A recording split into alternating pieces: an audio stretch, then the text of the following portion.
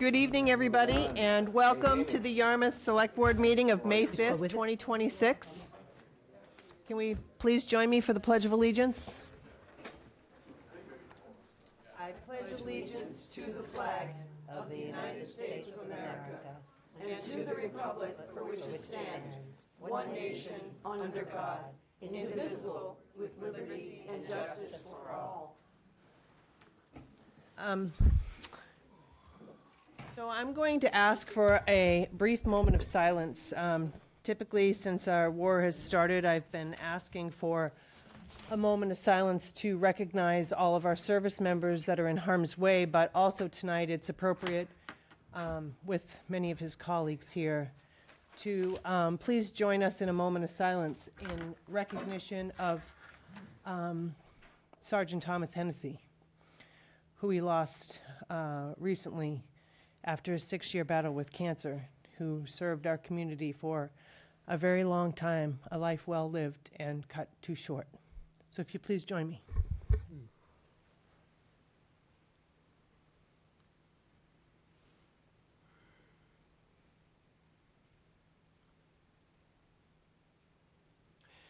Thank you very much. Our thoughts and prayers are with Katie and his entire family. We are going to begin our meeting at 6 p.m. with announcements. Is there anybody who has any announcements for the board? Yes, Liz. I just wanted, while we have the public tuned in, to note that there is a petition, a citizen's petition, that was circulated, and it was collected the necessary number of signatures, so it is in review with the clerk's office. And for those of you who are not aware, we had a library vote on a library, which we will be, hopefully, if we have the opportunity, returning to. And there are various reasons why I believe this opportunity to see democracy in action again is very important, and I think the numbers speak for themselves. We were 14 votes short of the 2/3 majority that we needed to get the borrowing for the library. And it was very confusing. The voting seemed confused, and we didn't get a chance to hear our town administrator's, all of his presentation. The crowd was loud, and they cried for a vote in the midst of his presentation, and they cried over it to the point where people didn't hear the real financial ramifications that have been worked out by our town administrator, which makes this a feasible endeavor. So I think it's a democracy in progress process to see this come back, and I just want to use this opportunity to alert everybody who hears this to understand it's coming. It may, we hope, come back, and people need to use their vote. Thank you. Which is what they did, and it's a smack in the face to everybody who showed up and voted and attended. And that's democracy. Perhaps. Is there anybody else who has any announcements? I have one. Yes, Joyce. I just came from the memorial service for Richard McGarr, for a longtime resident of Yarmouth. For those of you who didn't know him, he was a great supporter of the schools and organized many campaigns to support the schools. If you ever want to see some of his work, the South Yarmouth Library was the donation recipient of all the videotapes of the weekly community access television programs that he produced. There are numerous hosts for them. It's not all a one-off, but exploring all different aspects of the school. He'll be much missed, and if you've noticed me nibbling here, it's because the memorial service was so engrossing, I didn't go anywhere near the buffet table. Anyway, he was wonderful, and rest in peace, Dick. Yes. Anybody else have any announcements tonight? No. Seeing nobody, we're going to go to public comments. Is there anybody here who would like to address the board? Yes, Harris, please.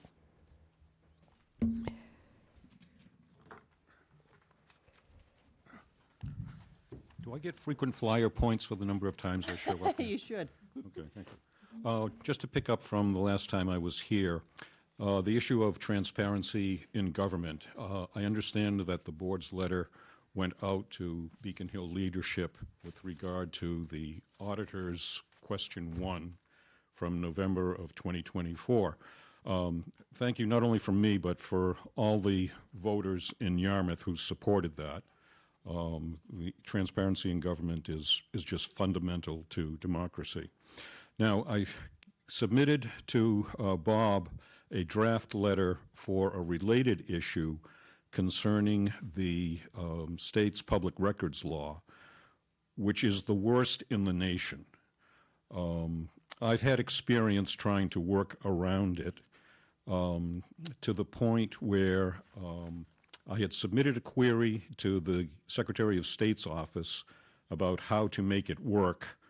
I got an email back from the supervisor of public records herself saying, can you give me your phone number? I want to talk with you. I emailed back my phone number. Within 10 minutes, she called me back. And for over an hour, she regaled me about the failures of the public records law. My point being that I've submitted a draft copy of a second letter to go to Beacon Hill on a related issue, but I'm leaving it up to you folks to decide whether to send it, whether it might be over the top, that I'm beating a dead horse, whatever the case might be. I personally think that transparency in government is quite important. To have the worst law in the country is an embarrassment. And Mark, and from your experience in government, you've probably heard the adage that if you have a weak stomach, you don't want to see sausage or policy being made, okay? Well, I have a weak stomach, but I want to see where the rat droppings are. It's a very sensitive issue. Item number 2.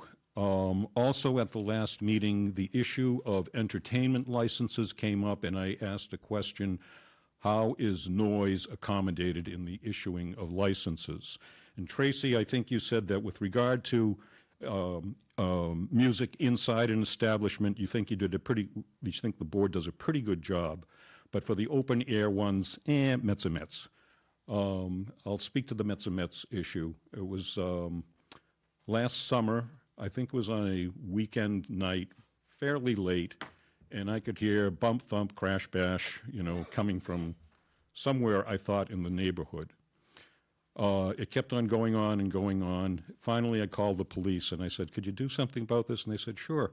Where are you? I gave the address, and the dispatcher said, are you aware that there's a festival or a concert going on down at the drive-in? And I said, you've got to be kidding me. That was 1.25 miles as the crow flies from my house, and I'm hearing this, which means that the sound was carrying beyond where I was. With these activities increasing over the summertime, I'll be asking you as the licensing authority to pay attention to noise at this level. No resident should have to put up with that type of stuff late at night. There needs to be some type of reasonable control so that from over 1 mile away, you don't hear noise like that. That's it. Thank you. Thank you, Harris. Unfortunately, we're not really in a position to respond to either one of your requests tonight because it's not on our agenda. But if the board wants to, under our upcoming agenda review, discuss putting it on the agenda, we will certainly do that. And as far as the noise goes, as you know, we do the best we can to try to balance people living in peace and having a successful business community. And so, Got it. thank you, Harris. Thank you for your time. Is there anybody else who would like to address the board? Yes, sir. Hi, I'm Drew Kraus of South Yarmouth. I'm on the Disability Commission, and the chair asked me to come to just a simple thing to remind you that this year is the second annual Evelyn Beale Award. You might remember that about a year ago, we had the first award, and the Select Board issued a proclamation to the winner here last July. And I've gone to the Assistant Town Administrator, and we've got on that to come up on the agenda for July. Okay. And so I just wanted to say that the Evelyn Beale Award is for an individual or an organization who has, in the past year, done an outstanding job helping the disabled people in Yarmouth in any various ways.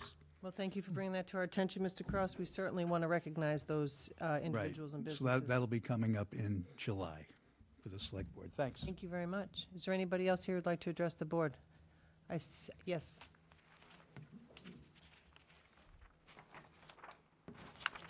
Christine Marzigliano from Yarmouthport.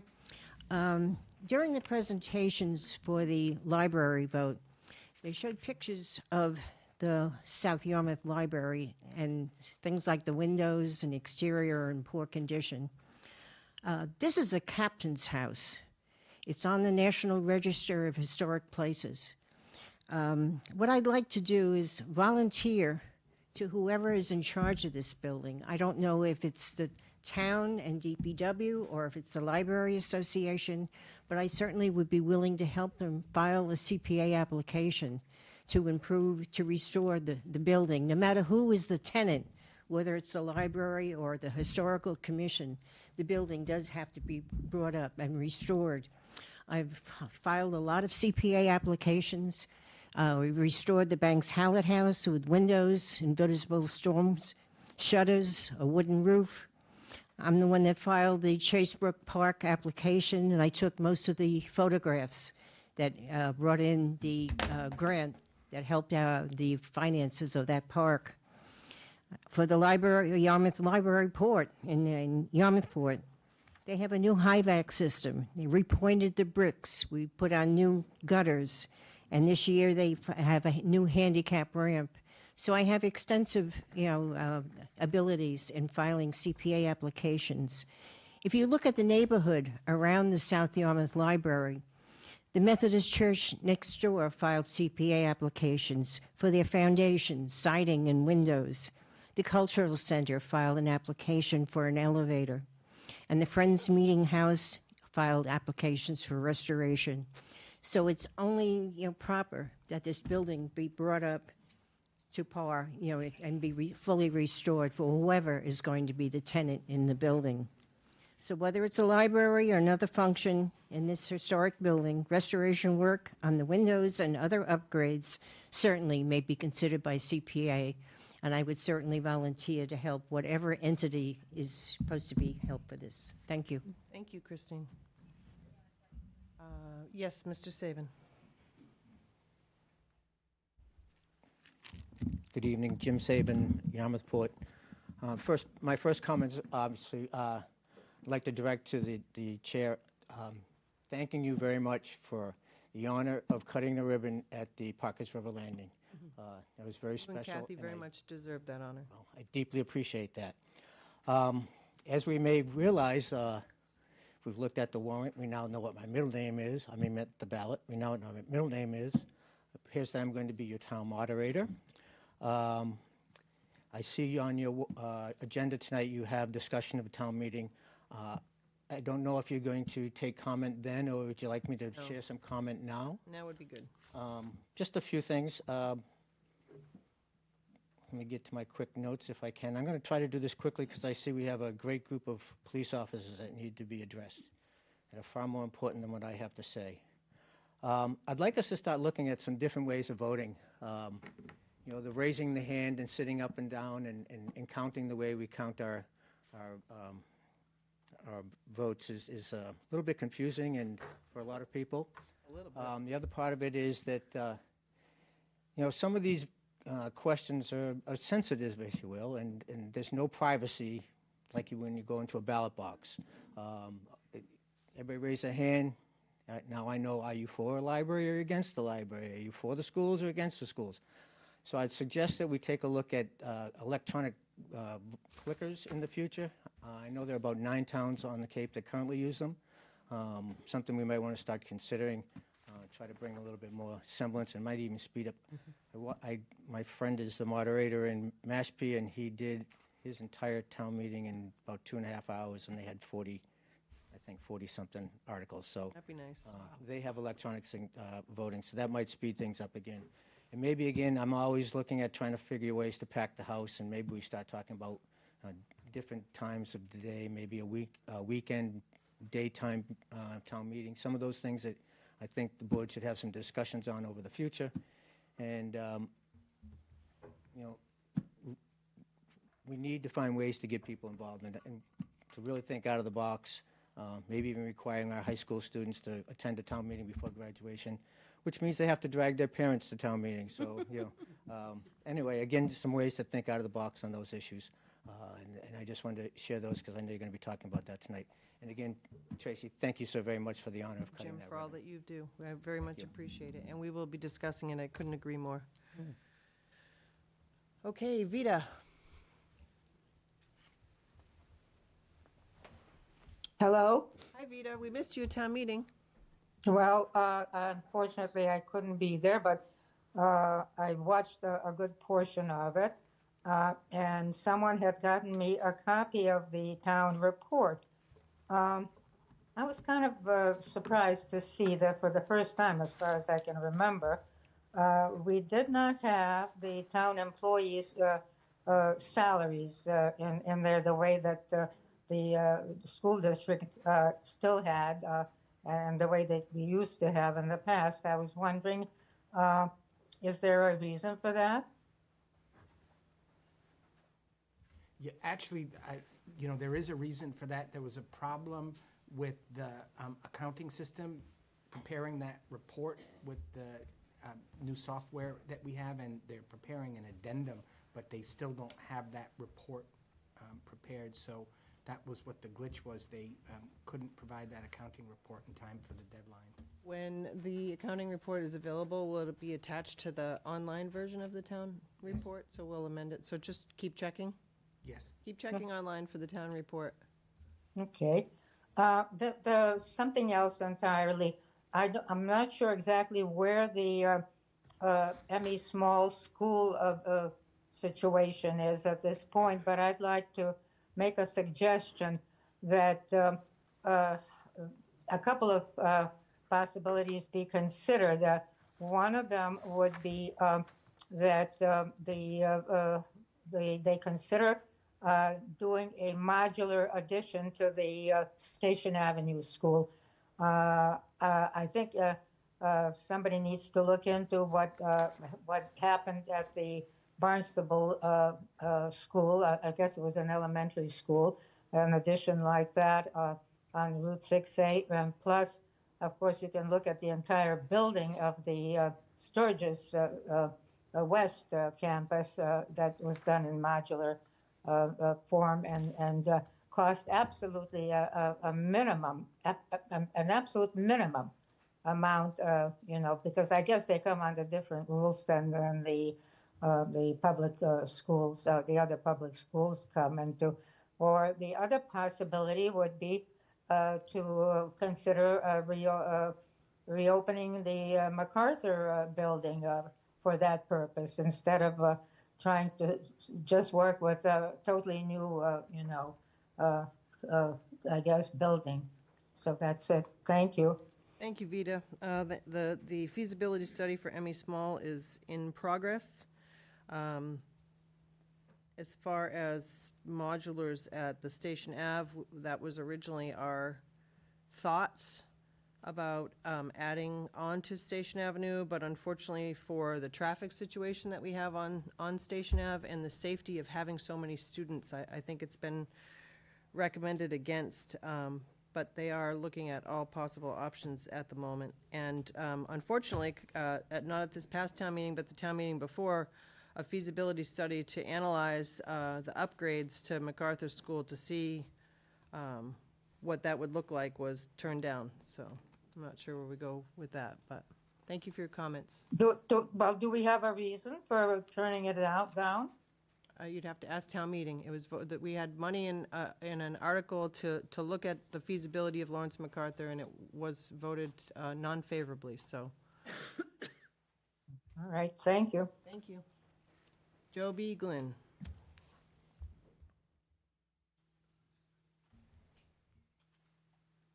Hello, Hey. my name is Ricky. Oh, I'm it's a not Joe. resident I of Yarmouth. apologize. Zoom user.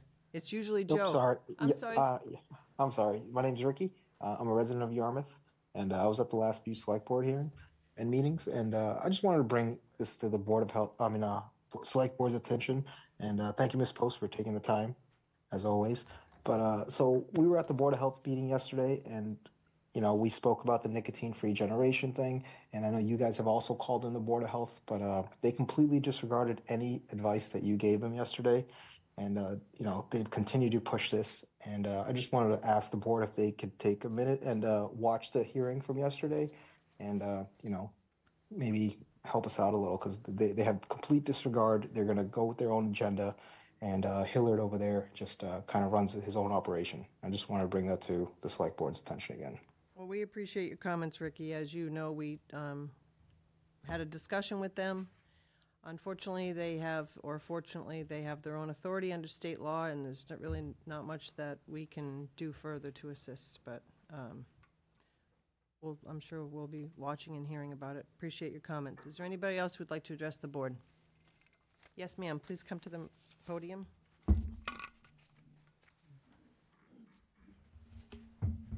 Either way. Hi. Hi. Good evening. Good evening. Janice Donovan. I wanted to discuss Mattakese and the problem with the asbestos in the gym that I never got an answer on. I would like to know about the air quality and the hazardous material. And I was wondering if we could find out where the reports are for those, that you should be tested every 6 months. They should be in the Board of Health, I believe, in the building department. And the recreational group should have a paper on that, on what the air quality is at times that the children are in the gym. And have we gotten the results from the $40,000 test that we asked for? Have we gotten the results from that yet? Where is that? This is time for you to comment. Look, I don't know the answers to the question. I don't know if Bob has an answer for you. Yeah, I think that there's a little misunderstanding. I mean, the town is investing funds to analyze for potential asbestos abatement that is required if we do work in there. I'm not aware of anything. If you don't disturb the asbestos, you don't need to do anything to it. And I'm not aware of any air quality requirements or testing or anything that she's talking about. So it would probably be best to get in writing any concerns, and we can have the Board of Health try to address those. But the funds that we're investing is if you tear the building down, you have to remove the asbestos and take care of it. That there's probably some in the building, but if you're not disturbing it, you don't have to do anything with it. Well, the ventilation in the gym would have to be taken care of because the HVAC system is poorly. You have to keep it under a certain percentage. But I guess if I can't get the information that I'm looking for, that I can go to the MDPH Massachusetts and they can give that to me. That would be great. Okay. I will send that information out on Friday. Thank you. Thank you. Parsh?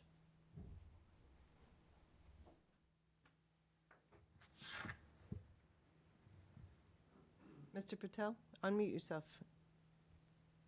There you go. Oh, sorry about that. That's Thank you okay. so much, Board, for letting me speak tonight. My name is Paresh Patel, owner of Station Avenue Convenience.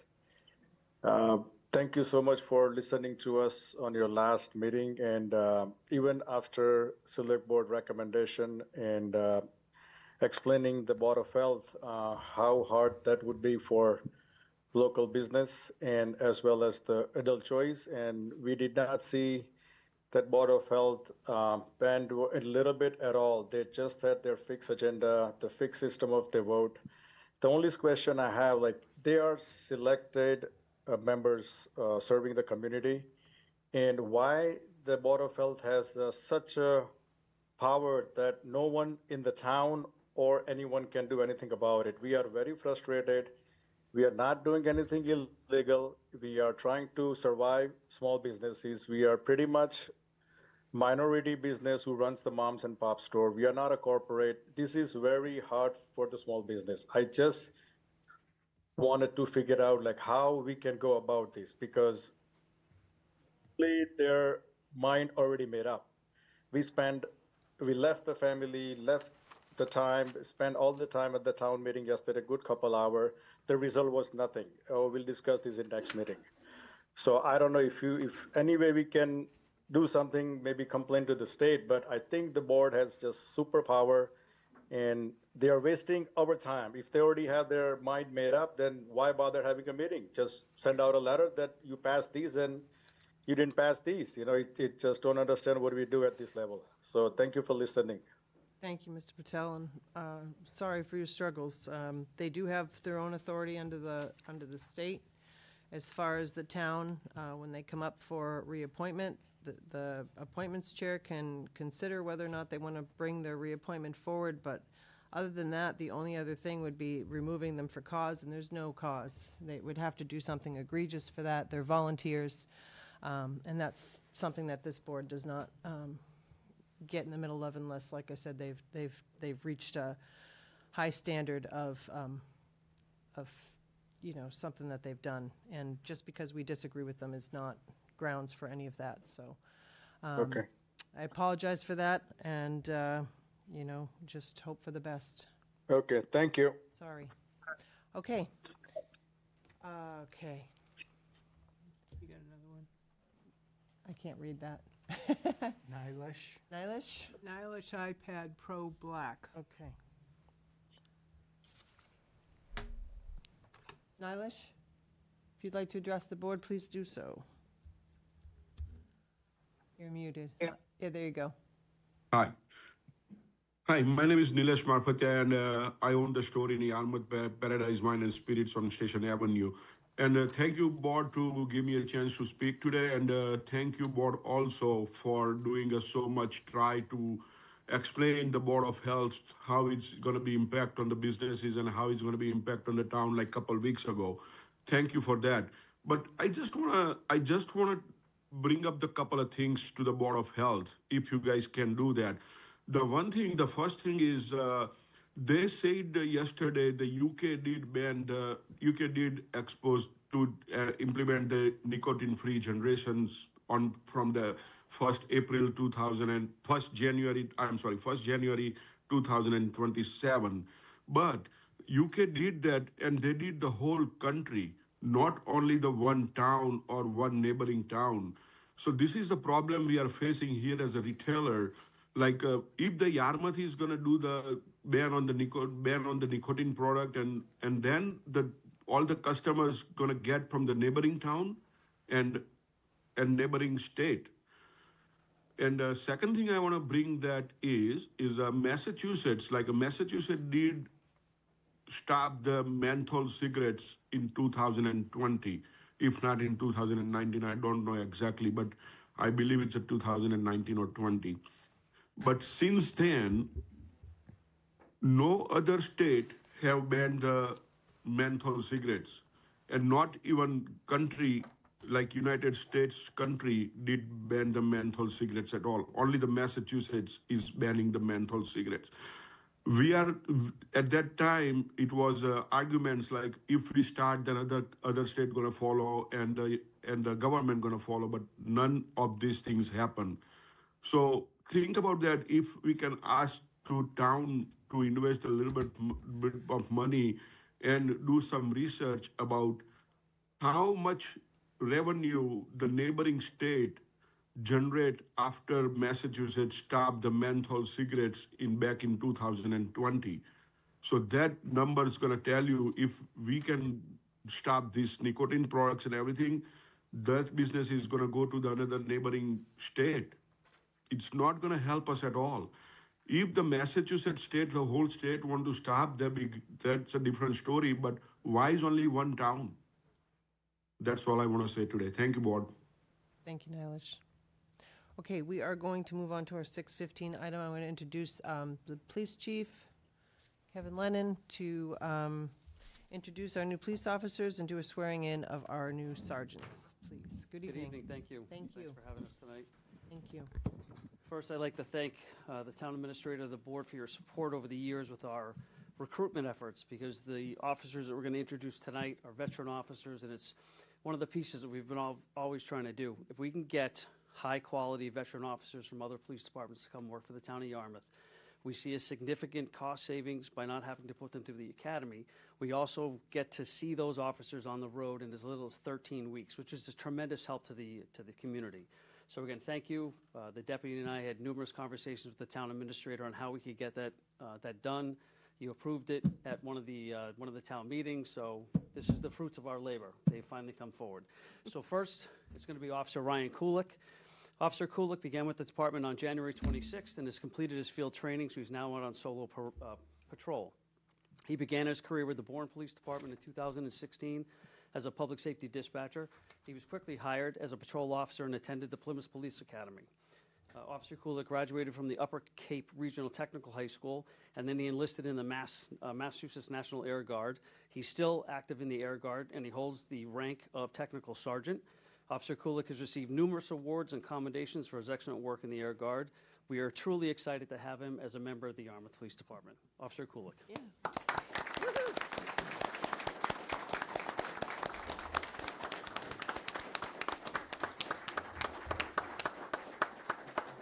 We're going to do both. We're going to do Officer Manfredi, and then they're going to get sworn in. So I apologize for Oh, that's going okay. off script. That's okay. Officer Anthony Manfredi, Tony known to us, he began with the police department on March 15th. He's still in field training, but he's on track to get out in a couple weeks. He began his career with the Orleans Police Department in 2002. He transferred to the Barnstable County Sheriff's Department in 2015, where he was assigned to BCI, which is the Bureau of Criminal Investigations. Officer Manfredi has attended hundreds of hours of training in crime scene analysis. He's a certified drone operator and has been a support role for many years for the tactical team and for the search and rescue team. Officer Manfredi can fly a drone with goggles on into a building and search a building. It's something to see, and it's a great force multiplier for the tactical team. Officer Manfredi is also a certified instructor for the Municipal Police Training Committee. He's been up there for many years training new officers, and we are excited to have him on the department as well. So Officer Tony Manfredi. Yeah.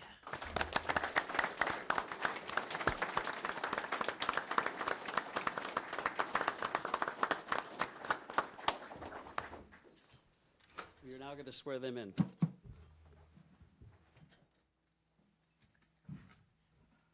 Raise your right hand, please, gentlemen.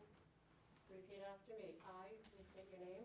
I, Ryan Kulik, Do solemnly swear do solemnly swear and affirm that I will faithfully that I will faithfully and impartially discharge and impartially discharge and perform all duties incumbent upon me and perform all duties incumbent upon as a me police officer as a police officer of the Town of Yarmouth Police Department, for the Town of Yarmouth Police according to the Charter, according to the Charter, bylaws, rules, and regulations of the Town of Yarmouth, and regulations of the Town of Yarmouth, the Constitution and laws of the Commonwealth of Massachusetts, the Constitution and laws of the Commonwealth of Massachusetts, and the Constitution and the laws of the United States of America. and the Constitution and laws of the United States of America. So help me God. So help me God. Thank you, gentlemen.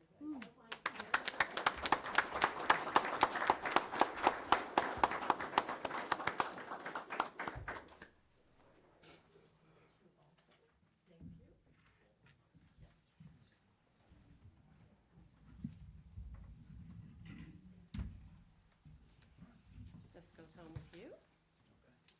Thank you. All right. Thank you. Welcome. Congratulations. Welcome aboard. Congratulations. Thank you, welcome. Congratulations. Stay safe. Thank you very much. Thank you. Thank you. Welcome. Nice to meet you. Congratulations. Thank you. Thank you, welcome. Thank you. Oh, that's what everybody That's all right, does. everybody does it. Welcome to Yarmouth, yeah. It's an initiation. Stay safe out there. Thank you. Thank you very much. Congratulations. Very exciting. Right.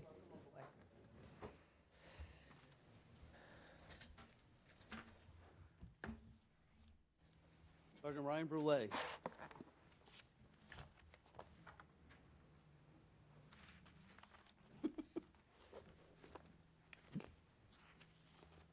Sergeant Brule began his full-time law enforcement career with the Rehoboth Police Department in 2010, and he transferred to the Yarmouth Police Department in 2015. In addition to his responsibilities on patrol, Sergeant Brule has been an active member of the Police Department Training Unit, the bike unit, the firearms unit. He's our active intruder response training instructor, and he's a member of the regional tactical team, and he's a sniper on the team. Sergeant Brule has a bachelor's degree in criminal justice from Salve Regina University. Throughout his career, he's conducted himself with compassion, professionalism, and dedication. Sergeant Brule is a proven leader, and we are confident that he will excel in his new role. Sergeant Brule will be pinned by his wife Tracy, his son Harry, and his daughter Eloise.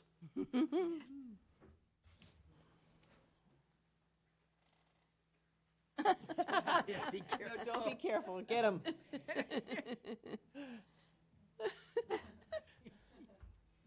Awesome.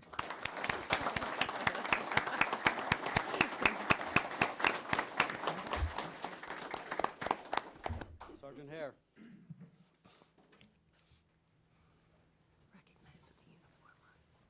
Sergeant Justin Hare began his full-time law enforcement career with the Federal Reserve Police Department in 2004, and he was hired as a full-time police officer with the Yarmouth Police Department in 2006.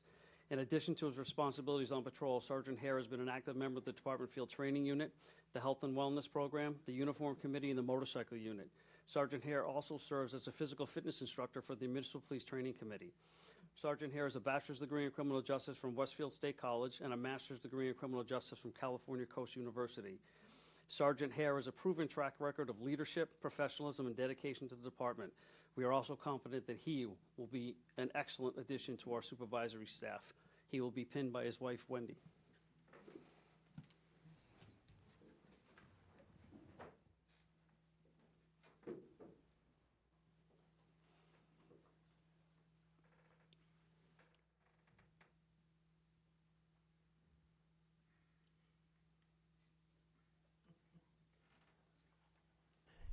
Yeah.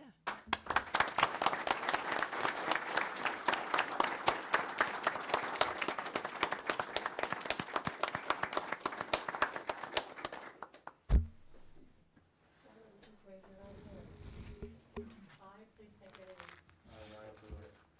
Do solemnly swear and affirm that I will faithfully and impartially discharge and perform all duties incumbent upon me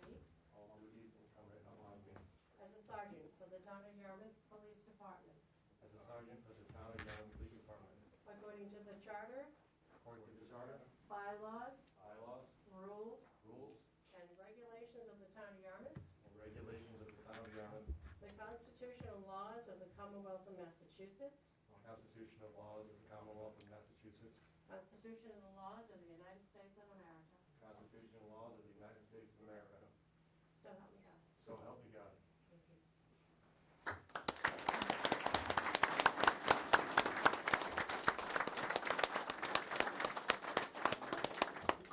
Thank you. Glad to have you. Thank you. Congratulations. Thank you. Congratulations. Congratulations and welcome. Yes. Congratulations and welcome. Thank you.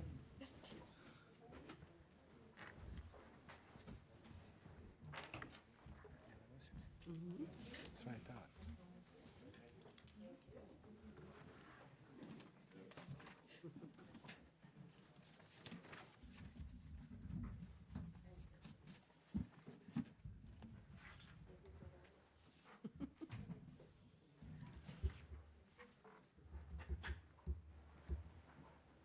Thank you very much. Thank you very much, Thank you. Chief.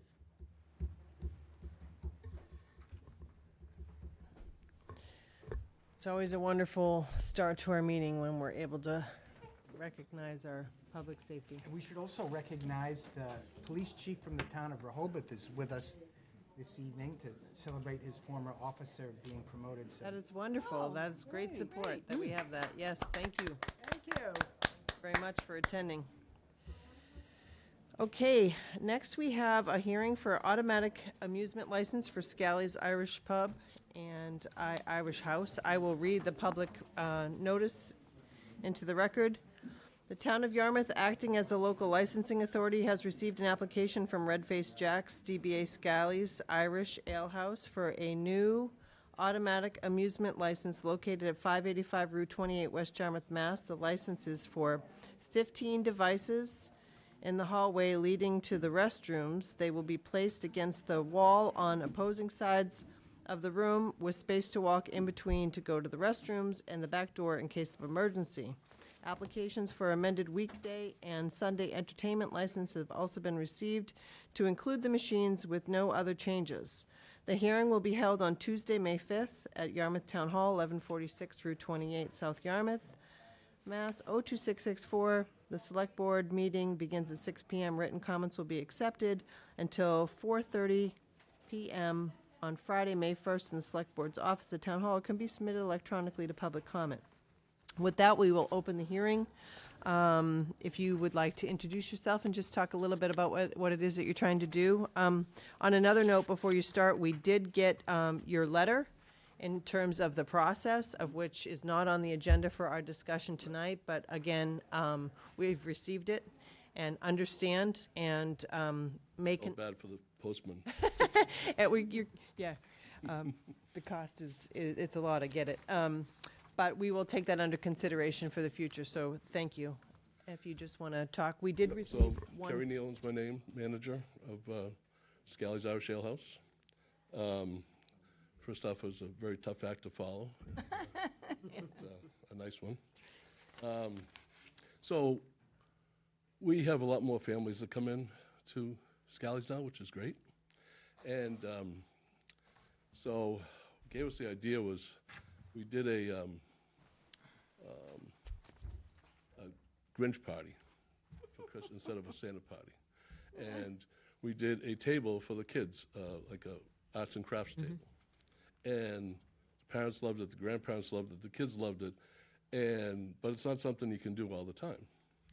So I thought, well, it's great because the parents, so we came up with the idea of having retro amusement games, arcade games, but not like Chuck E. Cheese or Dave & Buster's, not loud, huge things that are going to make all this noise, because we want people sitting down at the tables, eating, not to be bothered either. So a couple pinball machines and some claw machines that the kids love. And just some retro games from the 80s, 90s, and early 2000s that the parents know and they can enjoy with their kids. And plus, they're right there. They're not in a separate room. It's right down so they can watch the kids and stuff like that. And that area on the way down to the restrooms, just nobody really wants to sit there and eat either, so it's been kind of empty most of the time. And so the noise level is going to be minimal, because each game on those have their own volume control, so we're going to make it so they're not bothering people eating, let alone outside the building. And no punching games, no, just fun stuff. Sounds good. Great. Well, thank you for that. We have the floor plan. We have all of the town staff. The only real comment was from the fire department, which I know you saw. No extension cords. They're all directly plugged into the wall. I talked to the electrician, working on it. Yep. All right. One question, Tracy. We did receive one letter in favor from one of your neighbors, Dimitar Ivanov, that lives on Ruby, that said he's a resident of West Yarmouth, living near Scally's. I'm writing in response to the abutters notification I've recently received.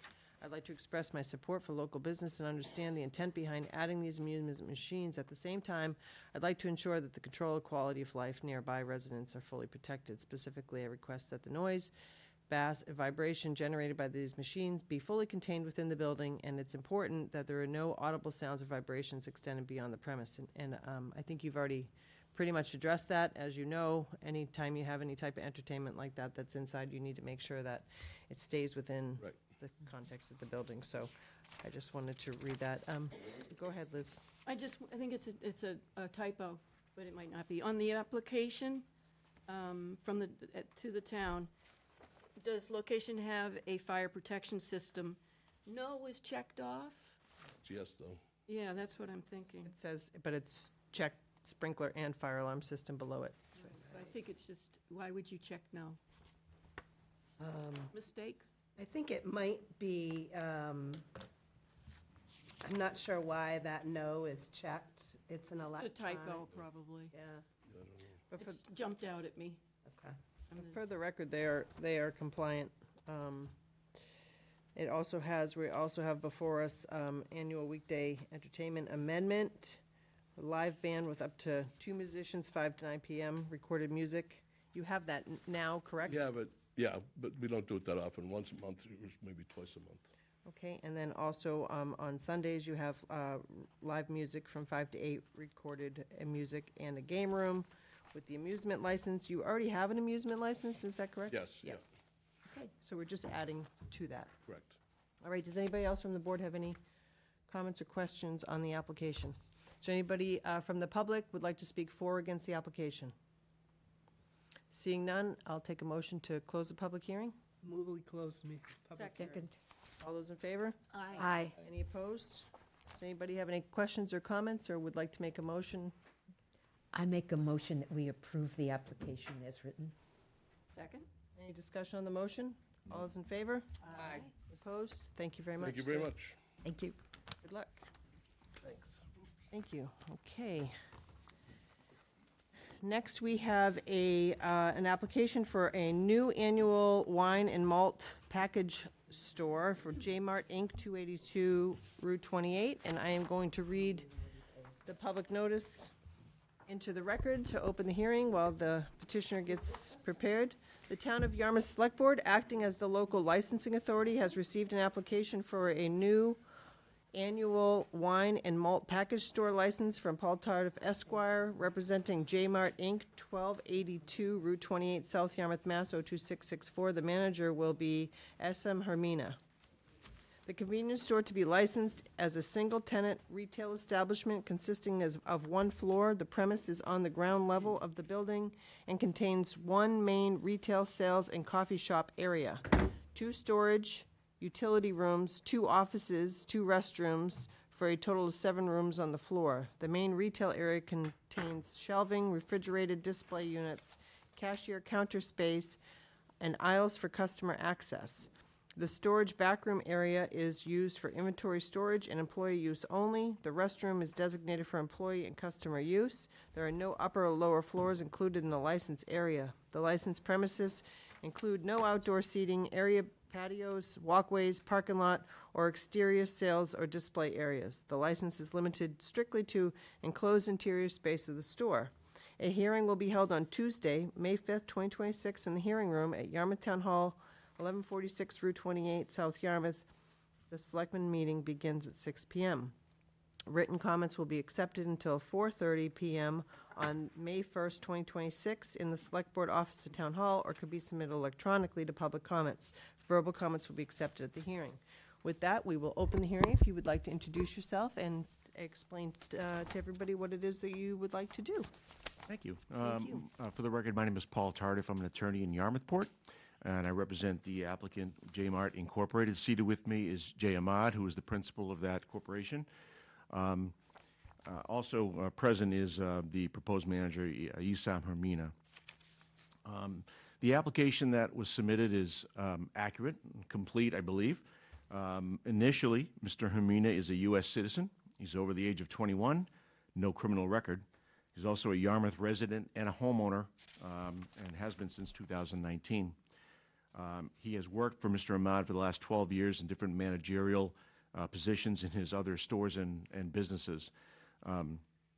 He has taken the TIPS off-premises alcohol selling training, and I did submit the certificate. I'm not sure if it made it. You did, okay. Mr. Ahmad met with Lieutenant Cal Bogdan on March 31st of this year, as required by the town of Yarmouth, to proceed with the questions, and also providing a lot of information about liquor licenses and the responsibilities that come with it. So that has been done as well. This project, as you may know, is still under construction not far from here. This project took over 4 years of permitting between the Planning Board and the Zoning Board of Appeals until we finally arrived at the approvals that we have. If you've driven by, you see it's going to be a beautiful facility, and the canopy is up, as well as a 4-unit residential structure on the same lot as well, detached from the business, but on the same lot.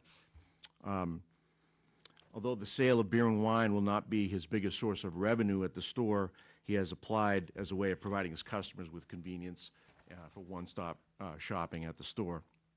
All the employees will complete the required alcohol sales training, and they will verify identification for every customer under the age of 40. They're going to use a point-of-sale system that you can use your ID to scan in. If it doesn't scan in correctly, there's no sale to be made. So he's aware of doing that. Store, again, because it's a brand-new store, and it's, if you've seen the plans, it's going to be beautiful. It's going to be well-lit. It will be equipped with security cameras. Staff during all the operating hours. Beer and wine sales will be limited to those approved hours, displayed in accordance, and also signs will be displayed in accordance with the guidelines. The building department reviewed this project and will require a certificate of occupancy, obviously, and the Board of Health also took a look at this, and they want to inspect the property before the property is open for business, and that's absolutely fine. So we would request that the board approve the application, and if you have any questions of Mr. Ahmad or myself, we'd be happy to attempt to answer those questions. Thank you. Excellent. Thank you, Mr. Tarter, for your explanation there. The paperwork is all here and in order. I did have questions today, and I apologize for the lateness of me being able to review the application. In terms of notification to abutters, I noticed a very short list. As you saw, Mr. Nealon was here before, who had about 40 people for an arcade machine, and there's about 10 people here. So my question was more related to situations that has arose in the past from us in terms of notification to churches and schools that are within a 500 square foot radius, and whether or not that there was any in that. And I don't know if you want to speak to that, Amy? Okay, so in the past, there have been abutters notifications to more than the direct abutters, which is what is by law necessary to only do direct abutters. So I took that as and I was not here in the past when there was the 300-foot abutters. So the reason why Scally's had as many abutters is because they have a weak entertainment license, and the entertainment license is what directs us to do the 300-foot abutters notice. Okay. So in relation to this petition and the 500-foot notification for churches and schools, has that happened? It did not, because there were no, if you look at the map that was drawn by our GIS department, the Evangelical Baptist Church is the closest. It's outside the 500 feet. Yeah, it's 804 feet. So there were no other schools or churches that were in that I area. just want to make sure we're, encapsulating everything that is Within the law. required. Because we kind of had missed that in the past. Mike, I miss Mike. He was the best. He really, I'm a work in progress. So. You're doing well. Oh, I'm doing the best I can. All right. So with that, we will go to the public to see if anybody from the public has any comments, either for or against the application. Madam Chair, was there any correspondence? I did not get any correspondence on this application. There was not, no. Okay, thank you. I did not get any. We have a lot of correspondence, just trying to map out the process here with Amy today. But that's it. I don't see anybody from the public that would like to speak for or against the application. Is there a motion to close the public portion of the hearing? We will go to the board after. Okay. Motion to close the public hearing. Second. Okay, any discussion on that? All those in favor? Aye. Opposed? Does anybody on the board has any questions or comments they'd like to? Just a comment. I read very carefully all of the procedures that have gone on for the 4 years, I think you said, and I'm very pleased that you have made the efforts that you've made to reflect a new look for Yarmouth. that I think is really, really important. And so I congratulate both the entities that have worked so hard with you on the behalf of the town of Yarmouth, and I congratulate you and thank you for bringing something forward that hopefully will set a model for other businesses to come into Yarmouth and do what you're doing. Thank you very much. I very much approve of mixed use of property, and I think that this is a good experiment in that for South Yarmouth. So thank you, Mr. Hermina. And I have to ask, when will this be done? I mean, I know it's hard to figure. Contractors are there. Contractors have their own reality of timing sometimes. Do you have a deadline? Planning on July 4th, hopefully. Oh, okay. That's my goal, yeah. Thank you. So that's why I'm every day in there pushing everybody. Let's go. Let's go. Anything else, Joyce? Nope. Dorcas, you have any questions? I don't have any questions, thank you. Mark? Thank you, Madam Chair. I have some concerns about this, and I'm not in favor of the application. The town for years has had a longstanding policy against granting these licenses, and the same issue is in play with an appeal on another business involving this kind of license.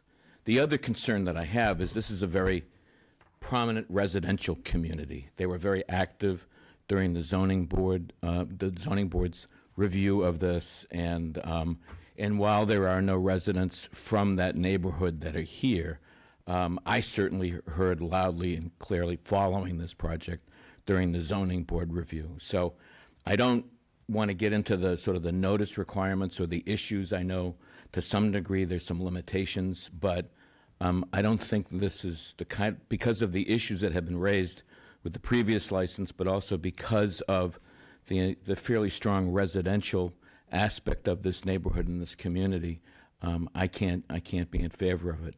I do agree, however, the attractiveness, and I do want to commend you for the significant investment that you've made in our community and in trying to upgrade this particular facility. But I can't support the proposal right now, Madam Chair.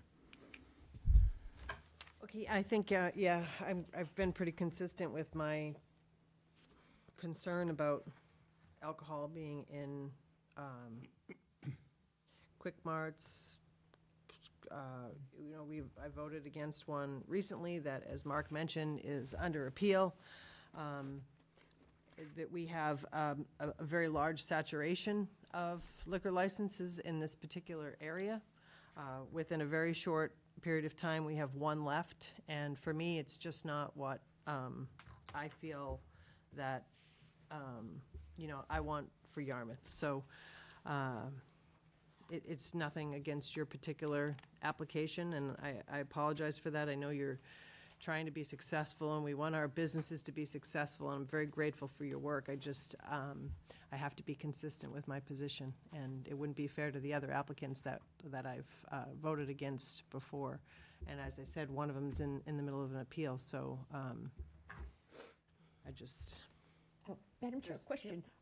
So really, until that appeal is resolved? No, I don't think so. We got in our emails today, there was an email from Pierre, our town council, that said this is an independent, it has no relation to that, and you are able to act favorably upon this if you feel that it's an application that you support. One doesn't have to do with the other. For me, it's more of a consistency in my position on where I feel like Convenience stores, yeah. where I feel like our liquor licenses should go, but that it does not have anything to do really with the other one. I do think that it would be very difficult for the other one if you approved it here today, you know, how that would play out. But that it's been told to us that you can act upon this in any way that you wish. Thank you for the clarification. Madam Chair? Yes. Could I respond? Absolutely. So I just want to confirm for the record, there is a license to give, correct? Correct. Yes. And I believe that legally, under the statute, we meet all the requirements for both the property, Mr. Ahmad, Mr. Hermina. Massachusetts laws allows up to 9 of these licenses to be held by one person or entity. That was an expansion that was done in the 2019, 2020 area. Food stores and convenience stores are legally allowed to hold these liquor licenses, beer and wine licenses, even all alcohol licenses, depending on this board. Massachusetts General Laws, Chapter 138, Section 15, which controls this type of license, allows this type of license to be issued to this type of facility. The Commonwealth of Massachusetts has proposed numerous bills for the expansion of liquor licenses over the years. Actually, in the last 5 to 6 years, they have expanding the number of licenses in the quota system, even the locations where beer and wine can be sold, such as farmers markets.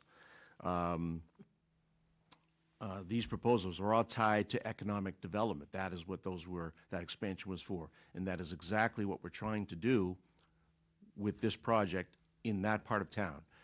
If you recall from those board meetings that we had, that there has been a number of projects over the years that have been shot down in that part of town, and it was beginning to show. At the time that we appeared, the D'Angelo's had a tree growing out of the roof. Half that plaza was empty. We had other projects over there, including the old the leather place. I forget the name of the store that had a fire, and that was sitting that way. There are a number of very old buildings that need help, and this part of town really needed this shot in the arm, and that's what Mr. Ahmad is providing. This is a project that's going to cost them over $4.5 million to present. Your town comprehensive plan always talks about economic development, being business friendly. Those terms are in your comprehensive plan. There's nothing in your comprehensive plan about not providing liquor licenses for stores such as these. In fact, it should be something that you really want to look at, because what Mr. Ahmad is putting together is a coffee shop, a convenience store, a gas station with liquor. So what you're going to have is people coming in doing one stop. So instead of buying a bag of chips at his store, leaving back onto Route 28, then getting off of Route 28, going to a liquor store, getting back on Route 28, I don't think that's something that you want. We've always heard about the traffic problem, especially the way that the roads are right now. Based on the records at the ABCC, Yarmouth has issued a total of 13 package store liquor licenses. These are off-premises licenses. Of those 13, 7 are liquor stores.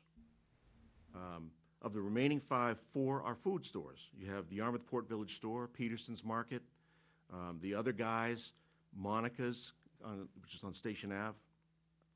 And then the last one is Cape Cod Farms, right on Route 28, the old mobile station on 28, for LeMay's old place, that was issued a beer and wine license, and they run the exact same operation as Mr. Ahmad is proposing there.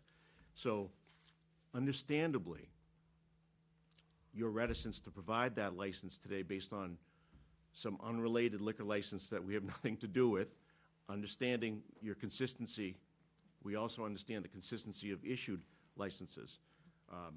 That license was issued in 2023. I'm not sure if you were on the board. I know Mr. Forrest may have been.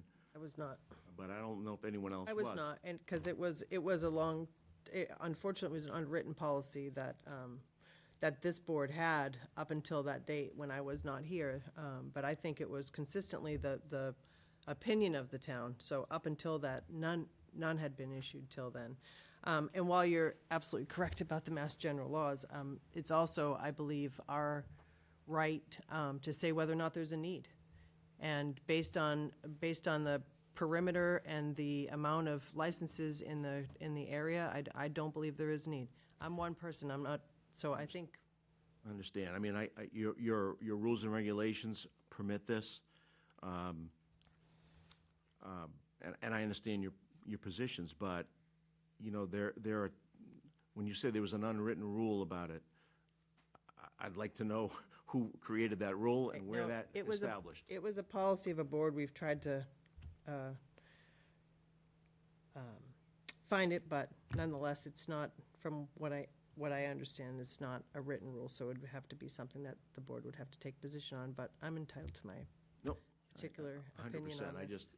just, it's not something that came out of a town meeting. No, it is not. And it's maybe, there was something out of use over the years, but again, these properties have changed. This is not the typical project. This is trying to be a one-stop shop, trying to provide a person who's injecting a lot of money into this town a little extra for his work. And I think that this liquor license, this beer and wine liquor license, not all alcohol, is a very small part of it. However, I think it's going to be, and I don't think it's going to have any effect on whether or not people are coming and going. They're going in to pay for gas, they're going in to grab a soda, they're going to grab something and leave. They're not drinking it on site. I think it's very harmless. So for those reasons, I hope that the remaining board members would vote in favor of this. I understand your position and yours very well, and I appreciate it. So I appreciate you and all that you've done. Does anybody else have any questions or comments? Madam Chair? Yeah, I appreciate the very spirited defense of the application and the very strong arguments. I don't anticipate anytime soon we're going to revisit this policy, but you're making an argument that at some point maybe we should.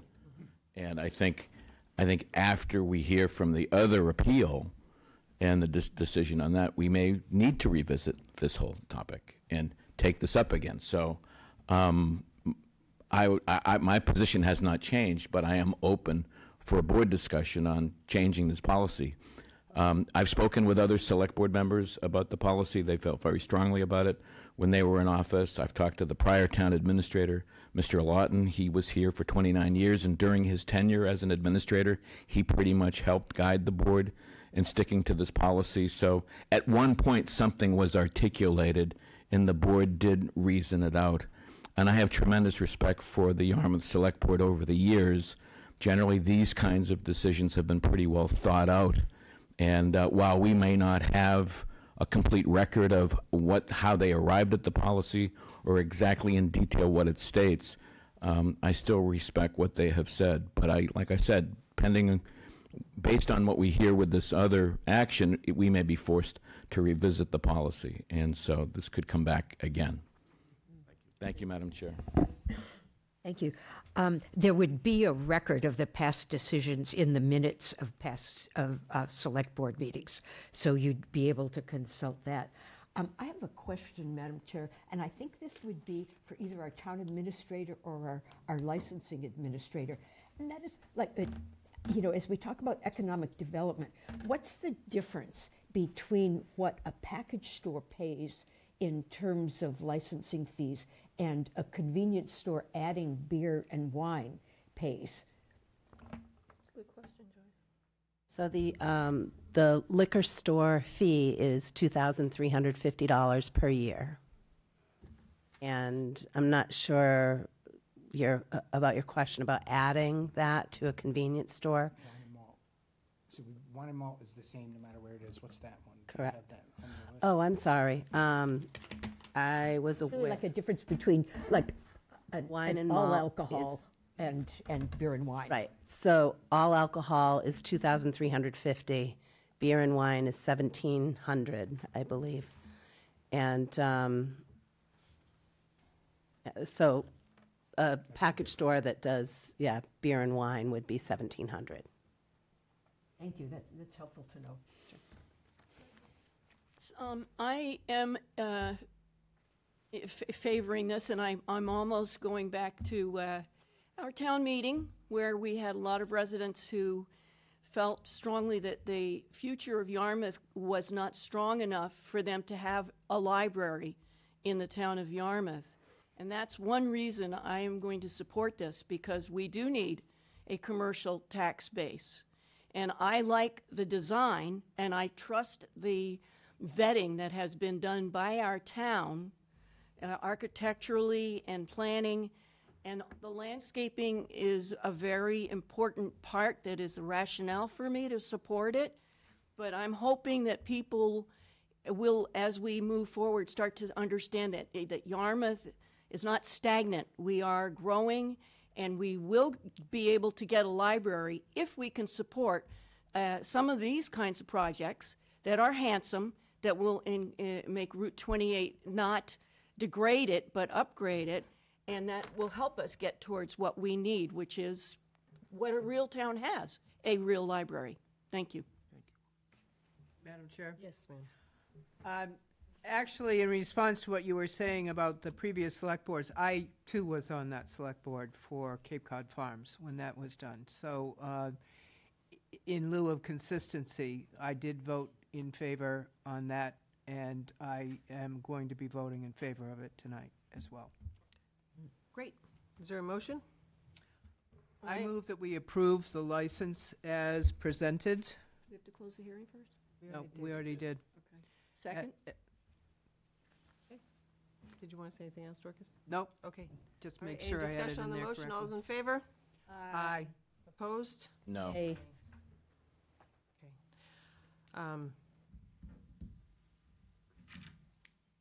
So we need to enumerate your rationale as to your negative vote for findings of facts.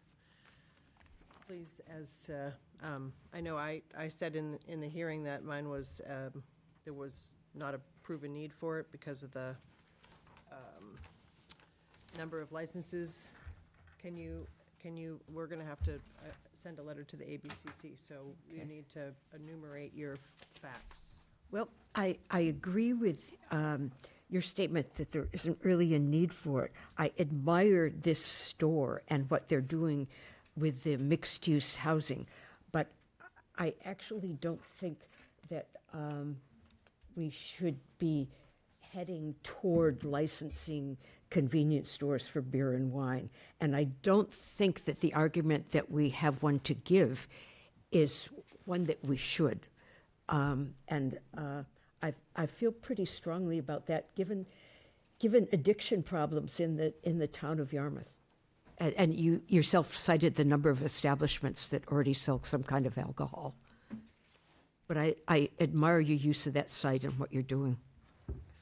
Mark, are you able to, can you? Yeah, I think basically I'm reaffirming the objections and the concerns that I stated before. They're very similar to the objections that we raised on the prior license that we denied. Okay. And I also believe that the residential character of the neighborhood and the concerns of the neighbors and the people that live in the neighborhood need to be considered. I believe they had a great deal to say during the course of the zoning board review in terms of the development, and I don't think just because they're not here tonight doesn't mean those concerns are not valid and don't apply to something like this. So in the past, this board has shown great deference to the concerns of residents, particularly on licensing matters like this. So I feel that needs to be factored in as well. Thank you, because, well, again, I've learned a lot in my time. And so my question is, I know that this is separate and has nothing to do with the appeal. However, if the appeal is lost by the town, that means that our personal findings of facts are not as weighted with the state or ABCC as, so how can we make sure, because if the state, I don't want to make anybody go through an appeal process that is not going to be supported. I don't think that's an exercise that is a great exercise, and you probably know better. I don't know if there is a way that if the appeal on the other one is not. If the town loses. If the town loses, and then, and our opinion on that isn't a valid in the state's eyes, then I wouldn't want to hold him bets are off in responsible that for that. case. Yeah, so, I mean, but truly, I wouldn't want that same thing to happen. So I'm just wondering if there's a way I think, that. Madam Chair, if I can just add, I think your points are well taken. I think if we lose on that appeal, I think we should revisit just our overall policy and our overall approach to these kinds of licenses. So I just think, but I do think it makes sense to discuss that as a matter of policy, not as it relates to one particular application. Sure. But how can we, is there a way for this petitioner then to get relief from our decision based on that Is there, I mean, there's not a timeline that says that I they don't- can't come back, but it's a very lengthy process and an expensive process. So I'm just saying, is there something that the town can do, should we lose that appeal, to reconsider this? I'd give them a shortcut in procedure. Apply. Okay. And my recommendation would be, if we're going to entertain those, let's lay out a policy that's clear and Right. consistent to the business community on our approach to how we handle these licenses. That way, it might not be a mystery or involve a lot of guesswork by applicants. Absolutely. I have a question. Yes, sir. On the appeal that is pending, Correct. if that is overturned, will they be awarded a license? Yes. And will there still be one to give? But there's two to give. That one's pending. Right. So this. That's one of the two. There still is one to So give. there would be one. All right. And so if we appeal this, could that license also be held in abeyance until our decision comes up? Because if someone else comes in after Correct. and we win, Well- then we're out. How did Per say that? Per say that that other one isn't really held in abeyance, though. We could actually act on that because it was, It's been over a year. That's what he said, that they lost their place in. but if he appeals it, And it's, he could rule the same for this one, depending, how long the process rolls out. but chances are pretty good if he appealed it, it would at least be held for a certain period of time, and in that time, we would hope that the state would act. I'm just, I'm amazed that the state has, because I feel bad for the other petitioner as well, who is waiting in limbo, right? I mean, it's been over a year. It seems unfair that somebody would have to wait that long for a decision from the state.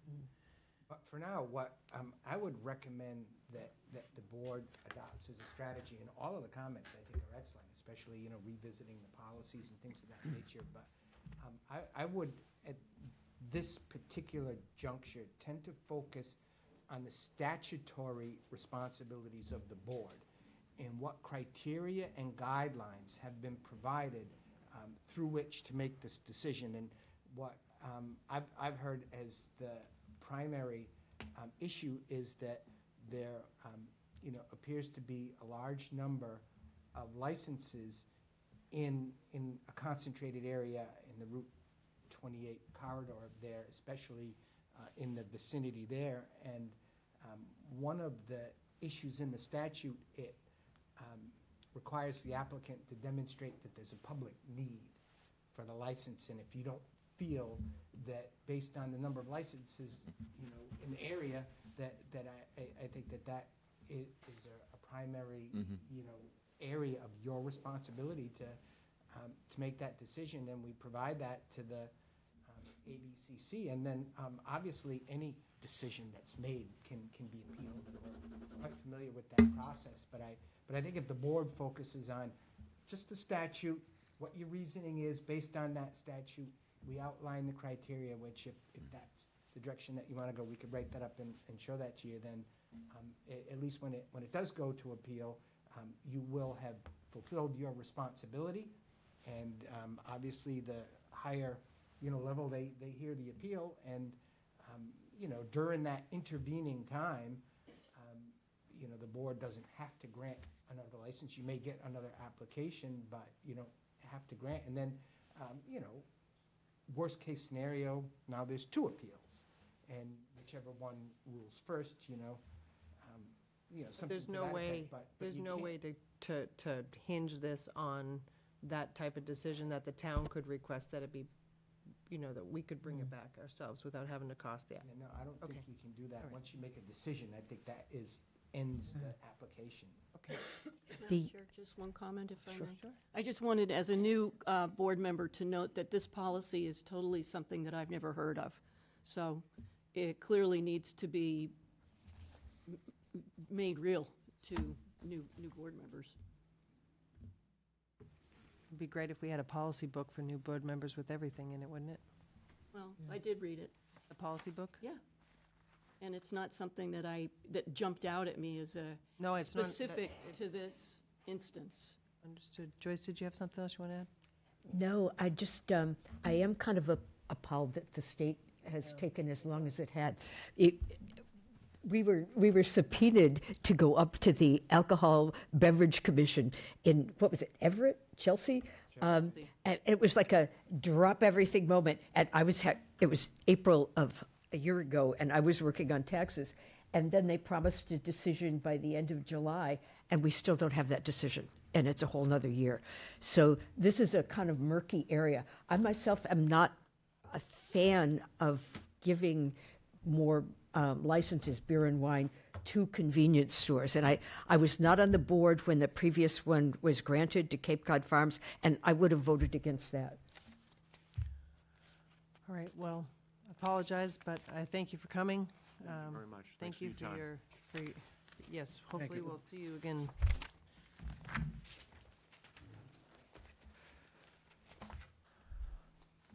All right, next we have a new all-seasons alcohol liquor license for Captain Parker's Boathouse. I'm going to read the public notice into the record. The Yarmouth Select Board, acting as the local licensing authority, has received an application for special entertainment license from Megan Is this the right one? Hold on a second. No. Nope. Hold on a second, Mr. Manning. Let me see here. I don't, Oh, here, this one. they might be stuck together. How do I not have that one? Interesting. I'm sorry. I know I had it because I read it. You like mine? Yeah, no, it says it right here, but. Thank you. Oh, you're welcome. I got it. Sorry. How are you? The Yarmouth Select Board, acting as the local licensing authority, has received an application for a new all-alcohol license from Captain Parker's Boathouse LLC. Captain Parker's Boathouse, Jerry Manning, LLC manager, 658 Route 28, West Yarmouth, Mass. 02673. The manager to be Catherine Kaiser. Kaiser? Kasser, okay. The premises includes the basement, first and second floor, and an outdoor deck. The restaurant with bar area on the first floor has 18 seats and 14 tables with 8 seats on the front deck and 8 seats in the rear deck for a total of 48 seats. The first floor is 1,640 square feet and consists of the restaurant, bar, kitchen, prep area, one men's bathroom and one women's bathroom with 4 means of egress. The second floor is 849 square feet with an office, storage, 2 mechanical rooms, and a bathroom. The basement is 1,630 square feet with storage space. A hearing will be held on May 5th, 2026 in the hearing room, Yarmouth Town Hall, 1146 Route 28, South Yarmouth. The Select Board meeting begins at 6 p.m. Written comments will be accepted until 4:30 on May 1st, 2026 at the Select Board office and at Town Hall, or could be submitted electronically to public comment at yarmouth.ma.us, and verbal comments will be accepted at the meeting. Good evening. If you would like to just take a minute to introduce yourself and talk about what you're requesting tonight, that would be great. Good evening. My name is Gerald Manning, and I'm the owner, proprietor of Captain Parker's Pub. We've been in business for 45 years. I started in 1981 with a very little Cape Cod shack of a place. And originally it was going to be a seasonal business, but due to a number of life is a long and windy road, we applied for a year-round license, and I've been there ever since, trying to serve the public of Yarmouth with fine food. And so long before COVID, I noticed a real trend in the restaurant business. The younger generation and all generations now really prefer, or not prefer, but they enjoy getting their food to go or having their food delivered. Very, very popular part of the restaurant industry. So noticing that, and the situation at Captain Parker's, we are, thank goodness, a busy restaurant. Everybody wants to eat at the same time, and we have a problem of serving to-go food because we are committed to taking care of the customer that is in the building, sitting down, having a nice experience with their family and whatever. And what we have to do is we have to shut off the to-go business because the kitchen can't handle the volume. So we want to make sure our customers that are sitting, they get their meal nice and hot, and hopefully everything goes nice and smooth. So there was a building next door came up for sale. It was very dilapidated. It was an office building. And so I bought it, number one, for parking. It really helped us out with parking. And so I had to figure out what to do with that building. And it took over 5 years, but I decided to make another restaurant that would complement Captain Parker's, not compete, but complement and offer food to go. And that's what we designed, a full kitchen, and the menu will be exactly the same as Captain Parker's menu, plus hopefully pizza also to go. So we're trying to cover all the bases. Diversity, right? So then, looking at the building, and it's a little deceiving because there's 3 levels to the building. So the restaurant part is on the 2nd level, and I was going in there, we were getting everything squared away and everything. I said, this is really a really nice view. I mean, you're looking out on 28 in the parking lot, but you do get a view of the river, and we have an outside deck. Gary Ellis designed it for us years ago, and so I thought it would be really nice to have a nice little congenial bar, a rectangular bar where people can come in, have a pizza or a hamburger, and have a beer, have a nice experience. And it really is just a nice feeling place. So that's why I'm here, to apply for a liquor license, so I can offer folks a nice cold beer, a nice glass of wine, have a nice frozen drink out on the deck, and it's very pleasant, very, very pleasant. Well, thank you. Excuse me, Madam Chair. yes. Catherine Kasser is on Zoom, Okay. the manager. Just Right, wanted no, to I let see you know her, that. I know that she's worked with you, that's right, correct? She's been, Catherine was my daughter. Yes. She's been associated with Captain so Parker's she's for- very familiar with service. We have her resume, we have her Serve Safe. I know that she's tip certified, and she's not new to alcohol service. So, and in your packet here, you have the concept of what you're trying to achieve. You have the layout here. I always ask the question about how you're going to contain alcohol to make sure it doesn't get in the hands of a minor, especially in the outdoor deck, but you do that now. We do, and again, it's training and experience. Our staff will be working over at the boathouse also, and there is a deck, so signage and supervision will be our guard against anyone walking off the premises, out of the building with any kind of alcohol, which, like you said, we do at Captain Parker's right next door. Right. So you're familiar, I know you've met with Detective Renzi, and you're familiar with our rules and regulations, which is very important. Does anybody from the public would like to make any comment either for or against the application?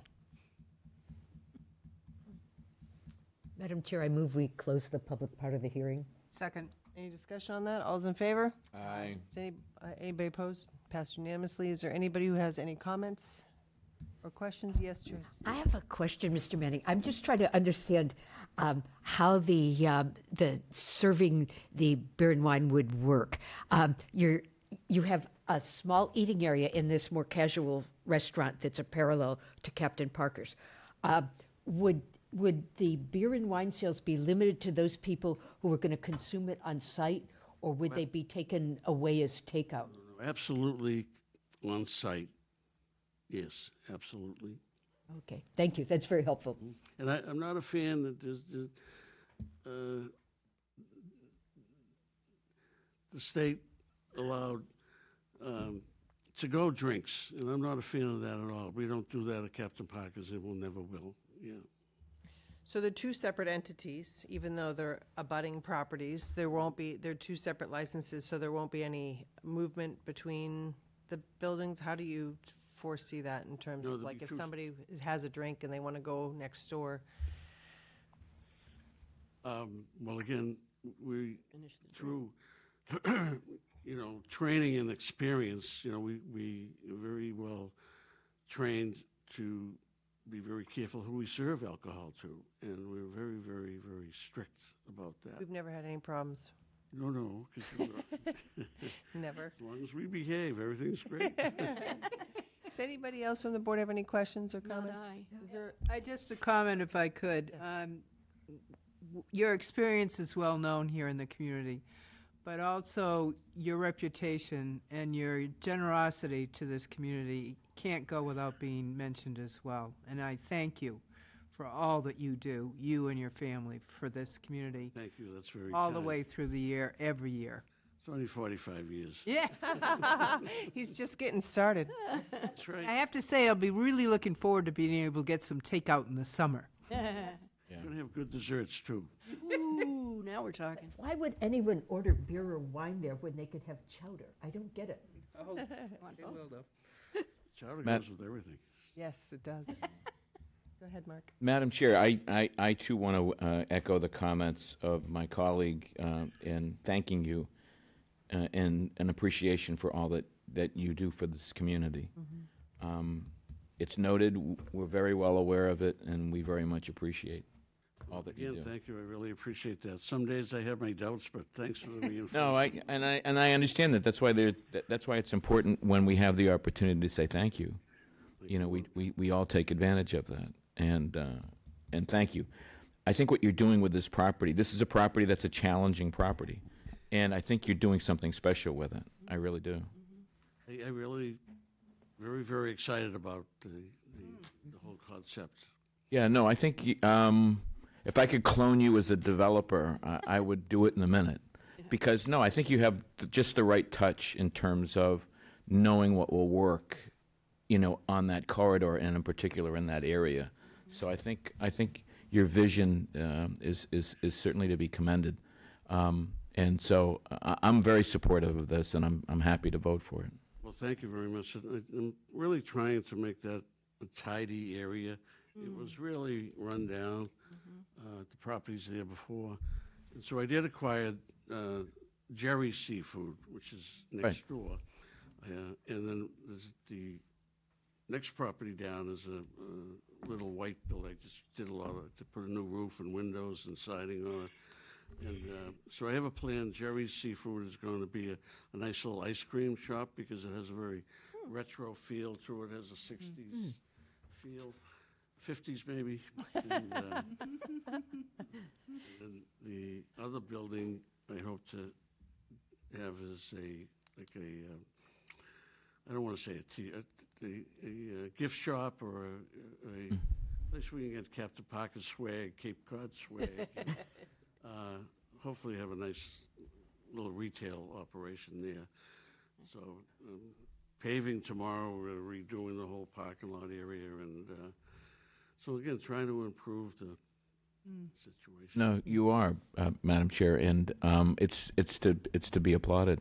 That whole part of the community is really turning around. As you know, we had the celebration of the park on Saturday. It was a beautiful day, and I know that's something that you've invested some time and energy in. I was on the committee for about 20 years. You were part of the original Dissect That long for committee, one yes. park. Yes. So no, that's that. We're really excited about that park, and Yeah. we applaud the town for really. It's really first class over there. They did a great job. Yeah.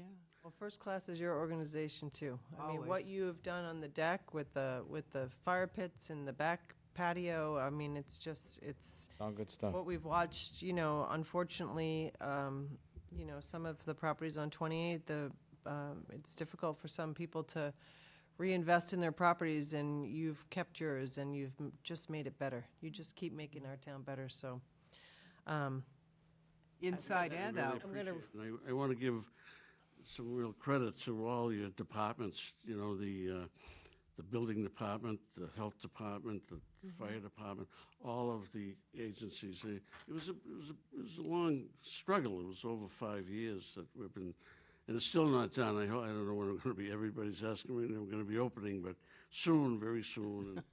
And, but the town was very cooperative, and kudos to, and of course the licensing, Amy does a great job, so.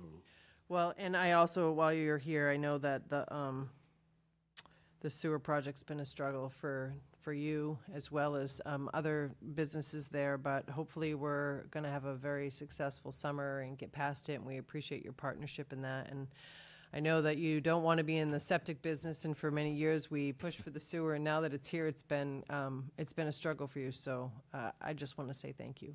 Well, I have a nice spanky new septic system for the boathouse in Jerry. There you so. go.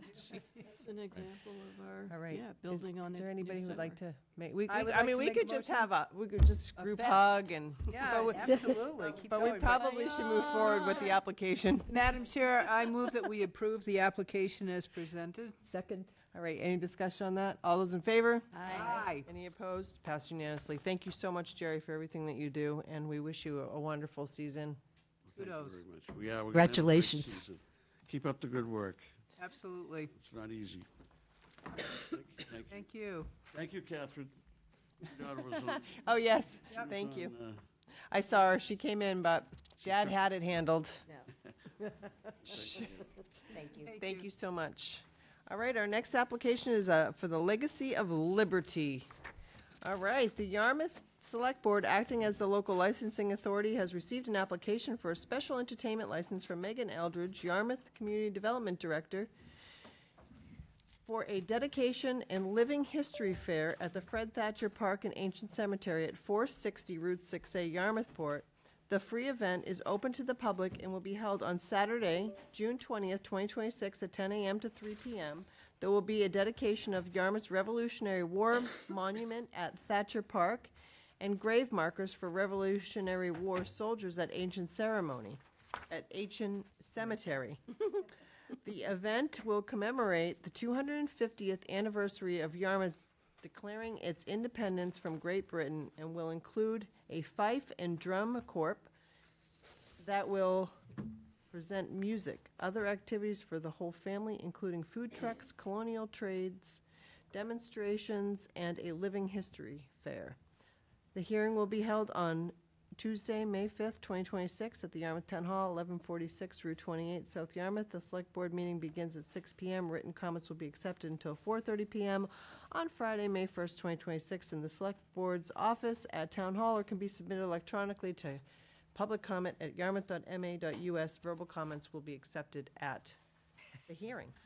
With that, I will open the hearing, and you guys can introduce yourself and let us know what it is that you're applying for. Great, thank you. That was a mouthful. Yes. It just rolls off the tongue. My name is Megan Eldridge. I'm the Director of Community Development. I'm here with Susan Flack. She is a wonderful event planner with the event committee that has been brought together to organize and plan this event. I'm here for three asks. One is for a special permit application, one is for pole banners, and one is for a fee waiver. So I've put together a little slideshow to give you some background about the event and where we started, where we're going. And hopefully it will draw some interest from the public and let you know what we've been working on. So with that,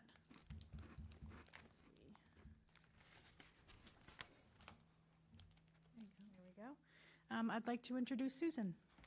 Hi, thank you all for having me tonight. It's good to see you again. I was here in the fall when you graciously granted us some funding to actually make this event happen. So I want to give you an update on where we are and where we're going. So just a little bit of background on where it started. With the help of the CPC and tourism funds, originally a monument design, fabrication, and installation was secured for a commemoration to the 447 men who served in Old Yarmouth in the Revolution. And the placement of that monument, which was approved, is going to be in Fred Thatcher Park on Route 6A.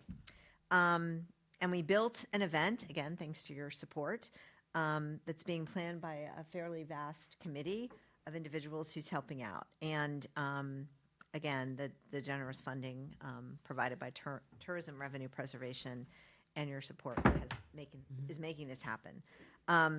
I've been working as a volunteer to help project manage this event, along with Bob Kelly, who has helped to steer the committee, Bob from the Historic Commission and Historic Society of Old Yarmouth.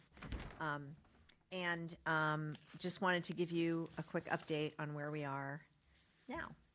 So as of this spring, the foundation for the monument has been poured in Thatcher Park. So that's there. And our sculptor, Robert Shore, is working through the final elements of the build of the monument. We also have installed 53 grave markers in the ancient cemetery, marking the graves of those Revolutionary patriots who served. We've launched a PR campaign to start promoting the event and provide information on the patriots listed on the monument and cemetery. We've launched a website, which some of you may have seen on the town, and that has all kinds of information about the event and ways to get involved. We've had to secure a lot of logistical items, tents, because this is a rain or shine event. We've worked very closely with a number of departments, which we'll talk about a little later, in the town, who have been wonderful partners in helping us kind of create this and make it work. Traffic management plan, food trucks. We've secured about 8 different Revolutionary period demonstrators, from candle makers to potters to someone who does powder horns. There's going to be militia there as well, and encampments and all kinds of activities. And entertainment, which will be the Bristol County Fife and Drum Corps. They're going to provide us with period music. They're a very well-known organization. They'll be doing 2 concerts at the event, one at 11:30 and one later in the afternoon around 2. And they'll be playing and mingling and answering questions and talking to people in attendance also for an educational perspective. We start at 10 a.m. with the dedication of the monument. There's going to be a variety of speeches from various folks. And Tracy, thank you for coming and representing the Select Board at this event. And then people who are interested will walk to the ancient cemetery, where we're going to have another commemoration around 11:30. And a big thank you to Chief Lennon, who's worked with us on a very elaborate traffic plan, which we'll also talk about in a minute, to make sure we have logistics worked out and everybody is safe in this process. And we'll also, after that ceremony, which is primarily being handled by the Sons of the American Revolution chapter, we'll also have speakers and various activities going on with that. We've also recruited a group of folks, volunteers, who will be dressing up as and acting out as the certain various individuals and patriots and their wives who are buried in there. So people can have an interactive experience with that. And your very own Liz Argo has volunteered to be one of those as well. So we thank you for that, Liz.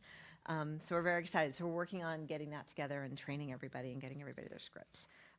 After that, people can work their way back to the park, where the demonstrators will all be there doing their thing and meander around and interact. And there'll be food trucks as well, militia encampments, kids' games, et cetera. And that'll run till about 3 o'clock. And so I'm going to turn it back over to Megan to talk a little bit about the permitting that we're requesting this evening for the Fife and Drum Corps. So as part of the event, we have the Fife and Drum Corps that will have 2 presentations, but we'll also have a amplified speaker, which will take place during the ceremonies. There isn't any music during those portions, but someone will be singing the national anthem, and it will be amplified, so that will be part of the entertainment permit.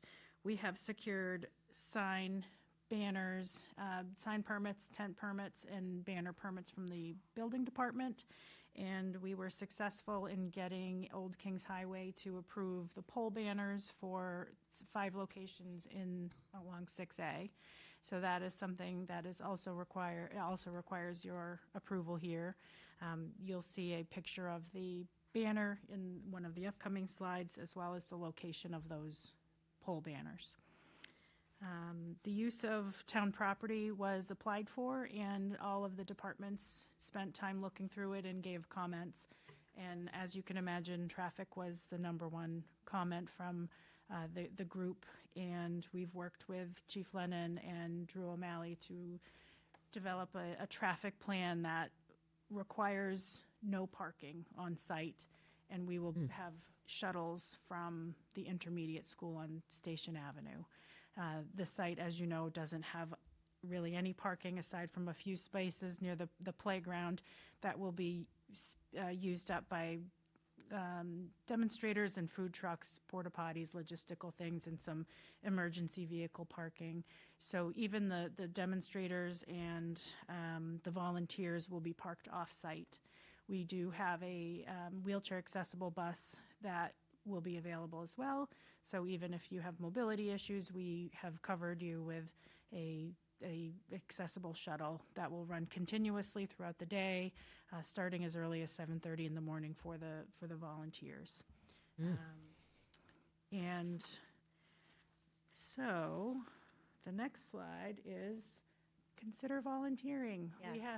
We have a lot of needs for people movers, people flow movers.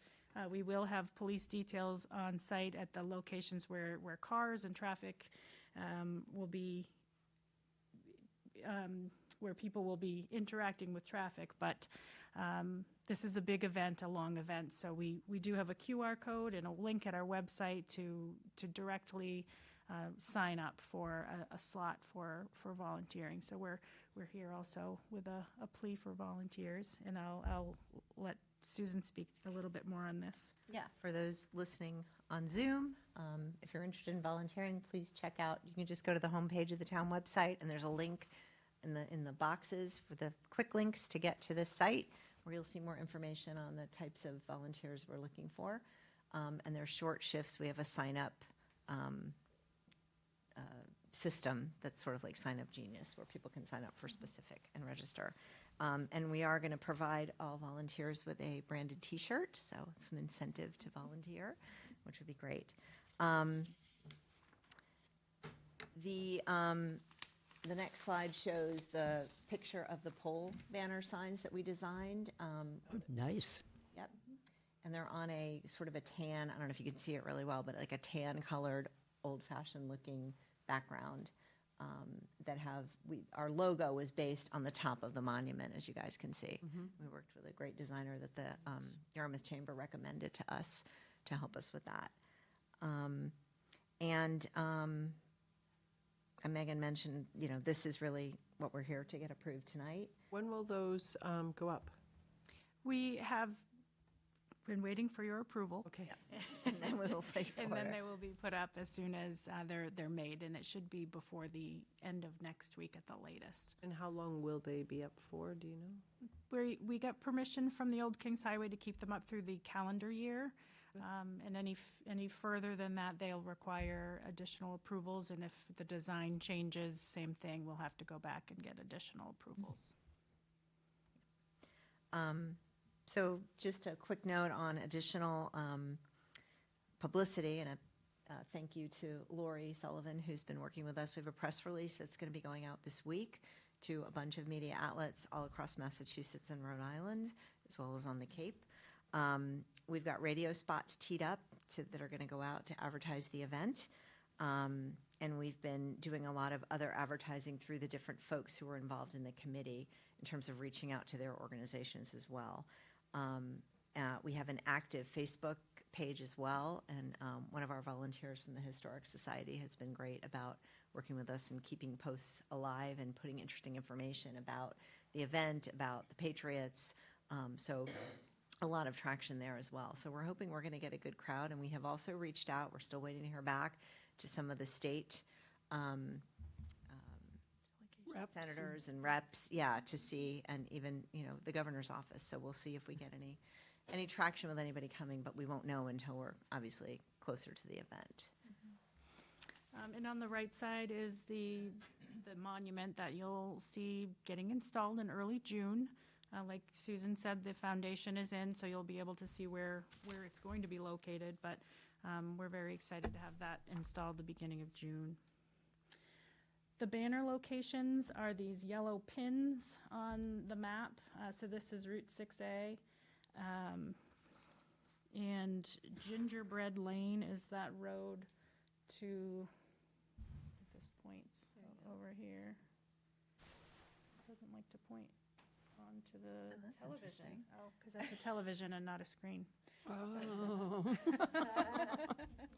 So on the far left, Gingerbread Lane, so just to give you an idea of where we are on 6A. So it's not really in the proximity of the event? Of the park. No, Interesting. getting approval to put banners on poles, you have to go through NSTAR. These locations were picked a few years ago, but it's a nice connection. We're putting a sand sculpture of some period Revolutionary War around Strawberry Lane, so there'll be a nice little Revolutionary era. And there will be a banner on the playground also, on the corner as you're coming down 6A and Old Church. There's like a curve where banners have been Will that put. banner have the event information? Oh, Yeah, perfect. it's a full banner with all the event information, and that parking isn't there. So the day of, if you're driving along and you're like, oh, look at that, a festival, people won't be like, where do I go to park? So we got a lot on that banner, but hopefully people will be able to figure out how to get to DY. Great. Will there be any signage at DY? Yes. Good. Yeah, we're actually working, our next stop is working on all the electric signs and also some of the yard signs, like we did for Parker's, like the town did for Parker's River Landing, to put up in various places.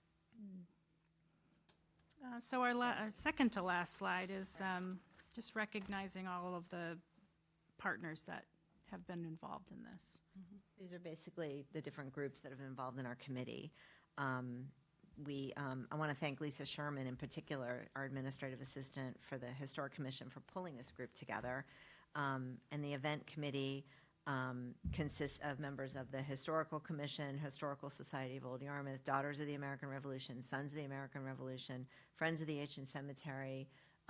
We have members from the Dennis Historical Society who also join. So we've got a pretty large active group that's helping to make this possible.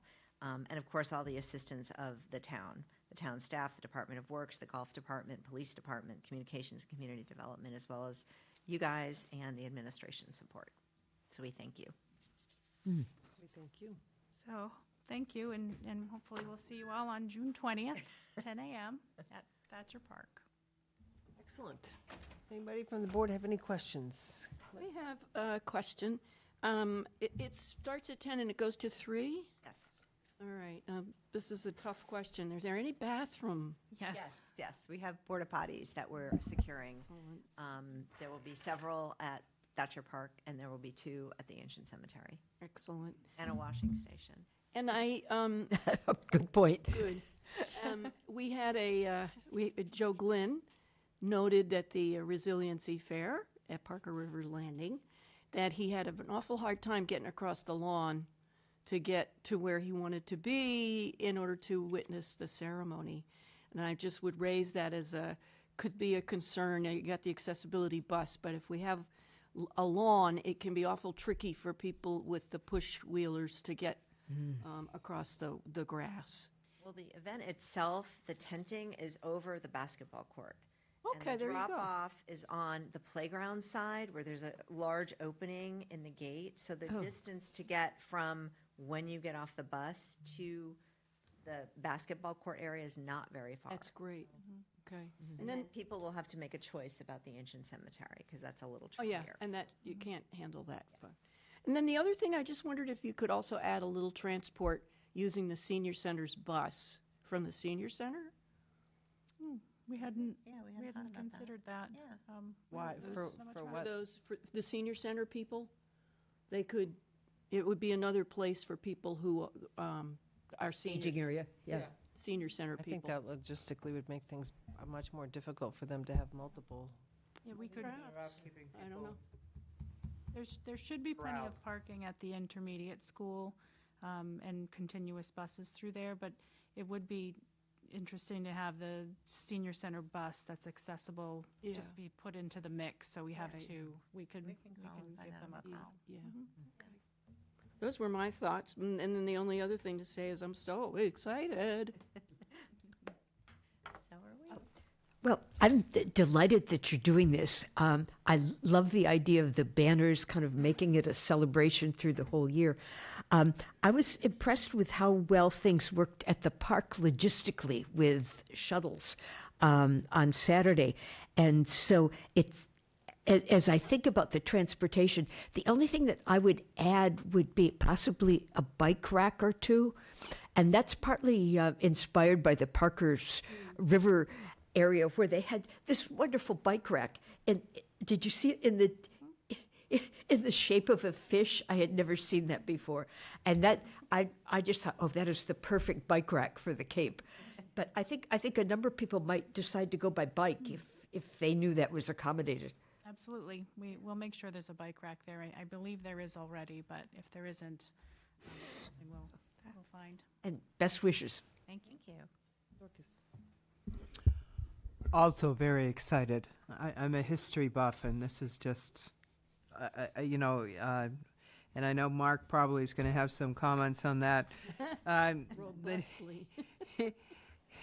We never highlight enough all the amazing history that we have in town, so thank you. It's going to be quite the event, and I appreciate all the incredibly hard work and the amount of time and volunteering that has gone into making it happen, so thank you. Thanks, Madam Chair. And, well, thank you. This was a wonderful update, wonderful presentation. And I can see the excitement beginning to build. I can feel it. It's,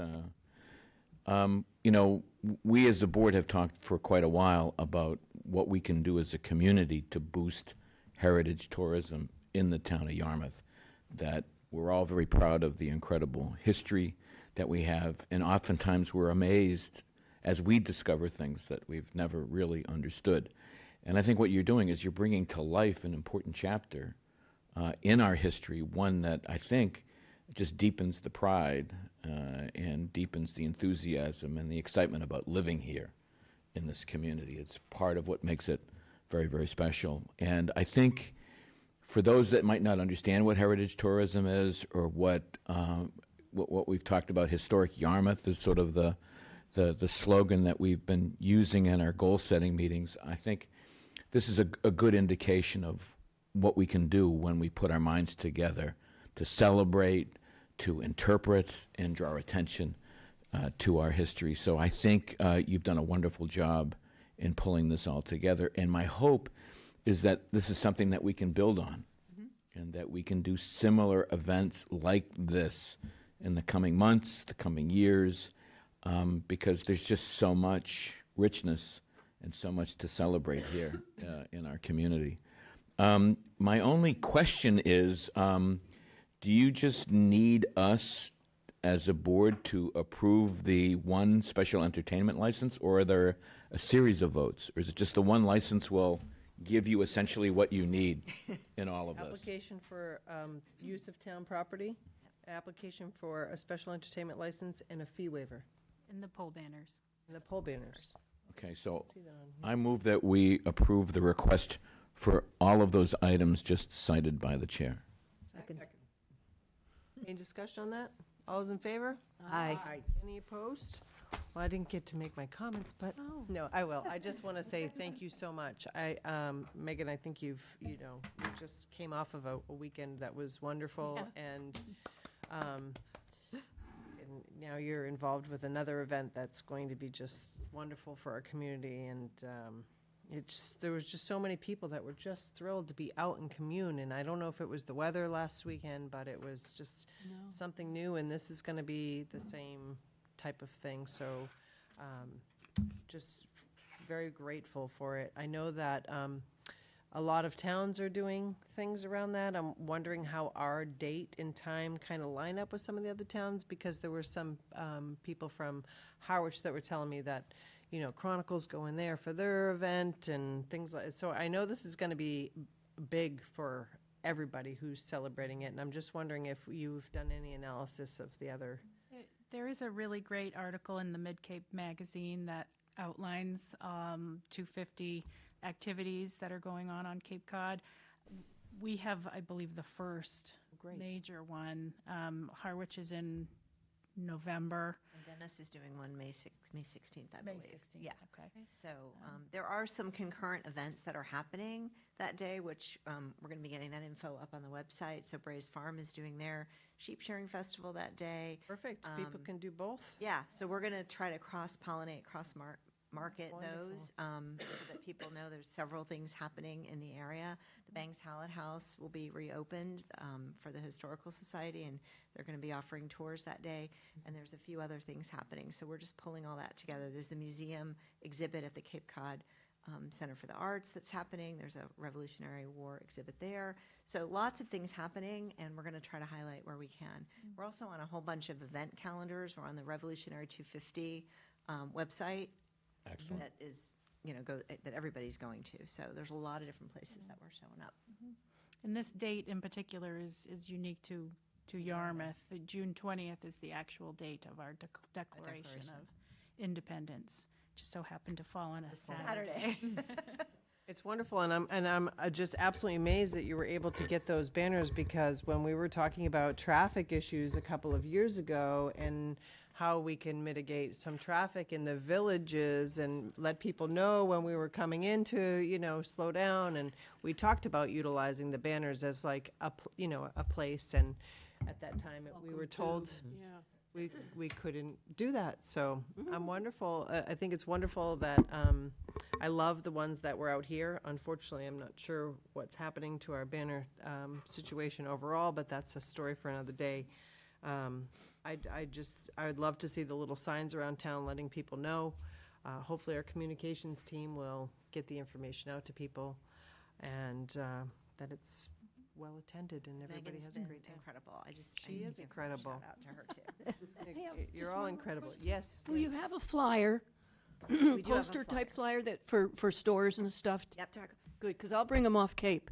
I'm going to be visiting Concord, so I'll bring it to there. Oh, Concord. Yeah, we'll get you some of those. I'm just concerned how Oh, they'll gee. top it for the 250th. I'm sorry? For the 251st. How are they going to top this? We're going to wait another 50 years. All right, well, you have your approvals, and we're excited and looking forward to it. So thank you for everything that you do, and to the Historical Society and all of your partners in this, and hopefully some volunteers will come forward and reach out. Thank you so much. Thank you. Thank you. Okay, next up, we have a hearing for our Parkers River landing fees. This is our first hearing, and I will read into the record, because why wouldn't I? Keep going. Okay, the Town of Yarmouth public notice fee hearing, which was advertised in the Cape Cod Times on 4/21/26. The notice is hereby giving that 2 public hearings will be held by the Yarmouth Select Board meeting scheduled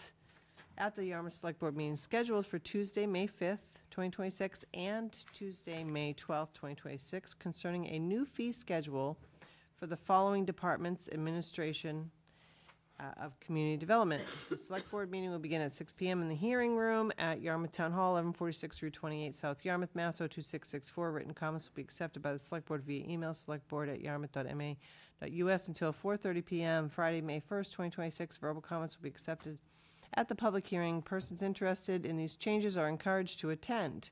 And the proposed fee schedule, we don't have any current fees, as these are new fees.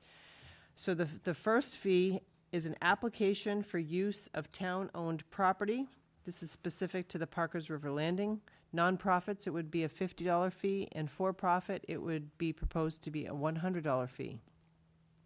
A license fee, May through October, would be for a nonprofit $900 for the day, and for a for-profit would be $1,800 per day. A license fee from November to April would be $450 a day for nonprofits, and for-profit it would be $900 a day. Reservation deposit for nonprofits would be 100, and for-profit, it would also be 100. Security deposit would be $250 for both profit and nonprofit. Application fee and reservation deposits are non-refundable. License fee payable within 30 days of an executed license agreement. Security deposits are required for multi-day event. One-day events may be required to supply a security deposit based upon the review of the application. So that is what is requested. If you want to take it away, Megan, that would be Sure. great. We had a very successful event on Saturday for the brand-new park. It has lots of amenities, and I think the public will be using that quite a bit. And the event space has a lot of potential. Using it just this past weekend, that tent was 100 feet by 40 feet, and it was dwarfed by the rest of the field. So we do know that we have plenty of space there for large-scale events. I've done some research with others to look at what fee schedule is appropriate for a space of this size. This is the second time you've seen these fees. They haven't changed since I was before you for the event policy. Looking at for-profit versus not-for-profit, the fees are basically cut in half for a nonprofit. The fees cover things like incidentals to the field, water, electricity, utilities, and any staff time eventually. I think that over time we'll know what it's going to cost staff and maintenance for this park. So all of the fees that will be collected will go into a revolving account or a special revenue fund that we can draw on for things like broken lights, or we're looking at needing to provide Wi-Fi there. That's something that we didn't put into the budget, but it's something that we should provide down at that park, and this fund could help with that. Broken planks, little things like that, new trash barrels, all of the little costs that add up. Goose herding? Goose herding we definitely have to look into that. I did some quick math, figuring out what these fees could bring in on an average year. Being very conservative, based on 62 event days, we're looking around $82,000 for one calendar year. And I do believe that 62 event days is on the light side once people understand how popular this venue can be. Going from more profit than for nonprofit, we could look at closer to $145,000 a year in fees for use of the park. Some may wonder if the fees are too high. We really won't know until we start opening it up for applications. Other things to note, this park will be utilized by the public during events, so we will have the kayak launch during the day, and future revenues could come from a kayak vendor request for proposal, someone operating a business there, and also the artist shanties eventually will have some revenue from that aspect as well. So I'm happy to answer questions and hear comments. Great. As you said, we've seen these before, so should we go to the public first and see if there's anybody from the public that would like to make any comments? Is there anybody here that would like to speak for this application, for the fees, about these fees, either for or against the fees, or have any comments? Okay, Madam Chair, I move we close the public. We're going to leave the public hearing open for a second hearing. Oh, Yep. never mind. Yep, that's okay. Did you have any comments? Liz first? Oh, go ahead, Joyce. I've been going to Liz all night. I'm going to go to you. Okay. Thank you. I had a question. I noticed, the revenue fund, and that's going to take care of a lot of the ongoing expenses now that the park is open and established and construction is done and all that. And I wondered, is that going to start to approach something like an enterprise fund if you're able to project that far ahead? I don't think we've thought that far down the line as far as enterprise fund goes. I don't know if it will be self-sustaining in that much of a way. The revenue fund, I think, is a good start. And my follow-up question is, with the whole question of additional staff or the use of an outside vendor to manage this, because the reservations and the busyness of it all is going to take human time. Do you have a preference whether it would be staff time or an outside vendor for the management? I would prefer to have staff time that could be utilized in other ways as well. This will take some time during the busy season and then during application time, but there are other periods during the year that can be used on other types of events or concentrating on the Tourism Revenue Fund events as well. Okay, thank you, Megan. Great. Liz?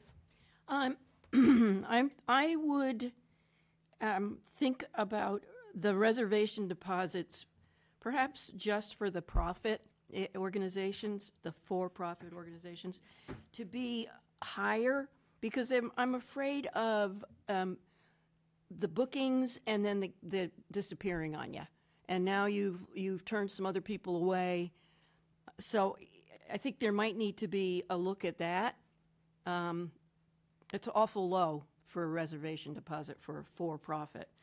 And I also feel the same way about the security deposit, which will be refunded, but it's there to help the town pay for possible damage and inconveniences. And again, it's refundable.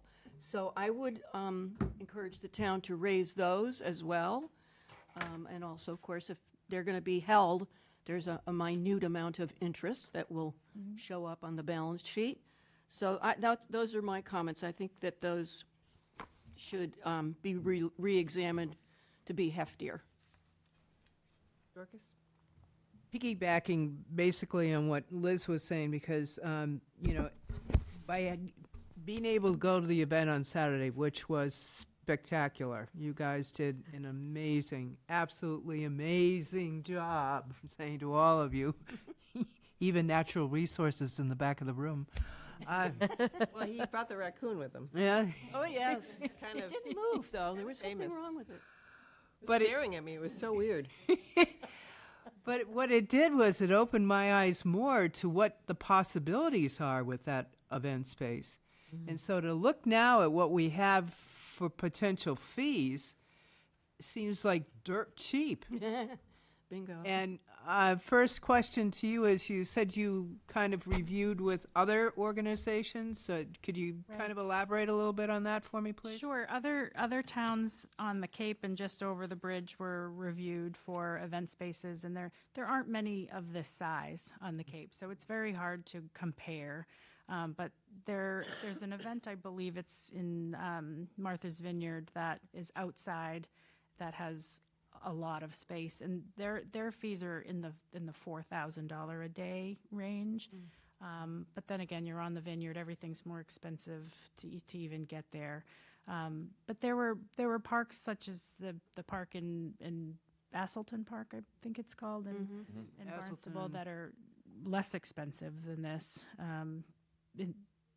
So this was more on the higher range than what we found.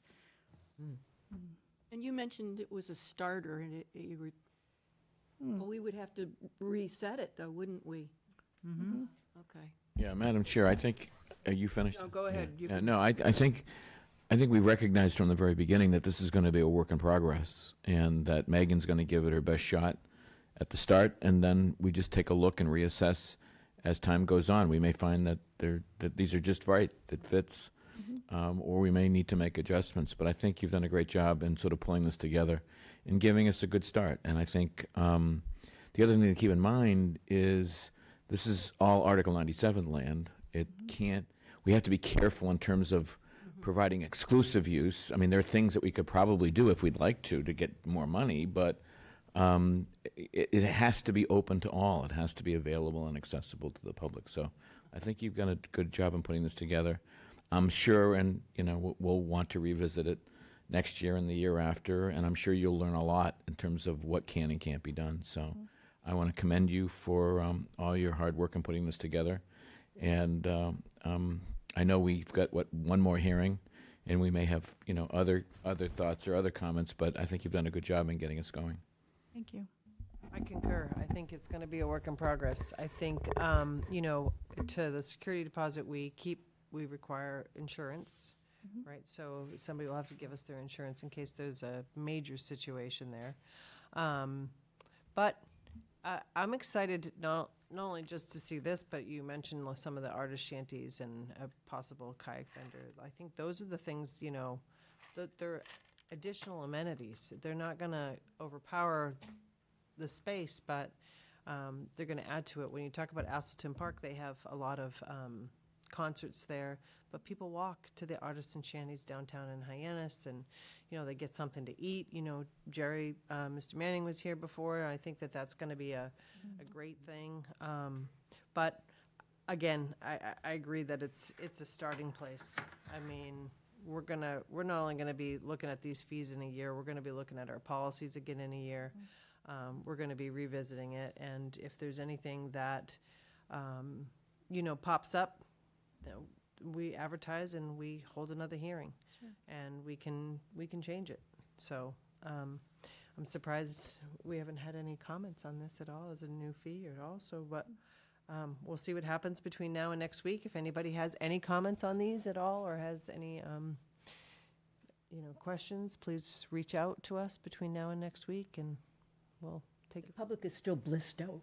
You can open up a Parker's River Boathouse for chowder, and I think, that's an idea we take tonight. That would be great. And I'm happy to hear you say that it will still be open even during events, because I wondered about how that would work. People will still be able to park and go down to the boardwalk. It won't ever be closed off for the public. As Mark said, it has to be pretty much open. So it would just be the green space that would be available to a particular event. But in terms of the parking, the playground, and the boardwalk, or any of the amenities, that would still be open to the public, right? That's right. That's right. It's a public park, and we want to keep it open to the public. Perfect. All right. Well, thank you. We will see you next week. Appreciate your hard work on all this. Okay, thank you. So continue to. Yes, continued until, yes. So the hearing was continued till May 12th. Thank you, Bob. All right, so our next is our update on our Packet Landing Resiliency Project, which we just got some funds for a town meeting, right? Which would be great. Good evening.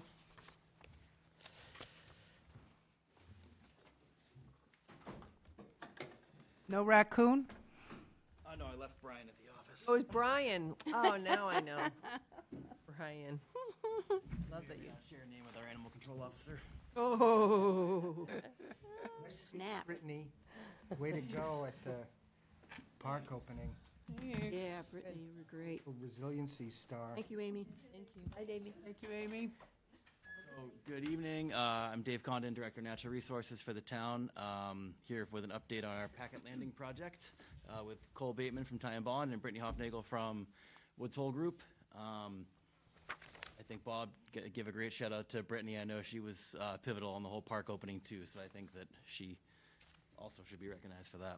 Absolutely. Thank you, Brittany. So we have a little PowerPoint just to kind of tell you guys where we are. We're closing in on the end of year 2, a 2-year grant award from CZM for bringing the future of Packet Landing to 100% design. We are 100% permitted, and we are maybe at 95% design. We'll be at 100% by the end of June. So we are here for a couple of reasons. 1, to give an update. 2, to plug our public meeting, which is next week in this room on Wednesday from 5 to 6:30. We're doing some outreach for that, trying to make sure we get all of our stakeholders involved to come and give some final comments before we hopefully hit the go button on construction.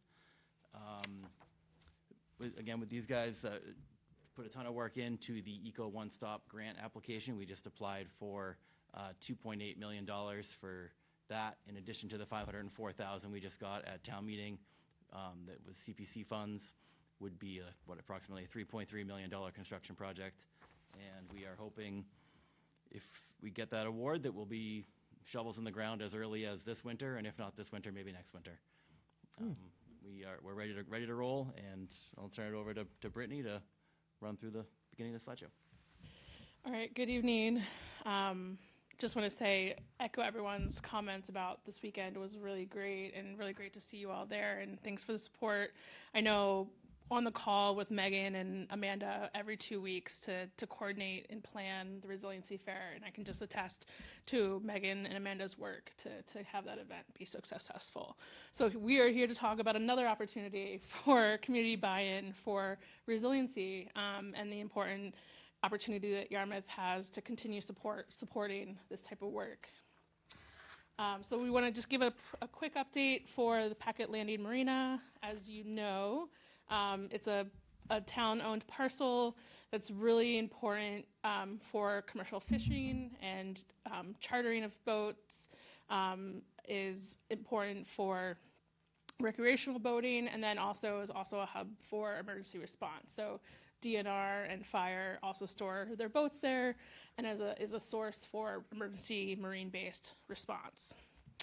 But as you know, this property also faces its own challenges. We've talked about this before, but it does become flooded during periodic storms and extreme water levels, which can restrict access, can wear and tear the infrastructure and the equipment, and also potentially decreasing some of the benefits, economic benefits to the users of this facility. So our real hope here is just to create a new envisioned Packet Landing to respond to some of these challenges.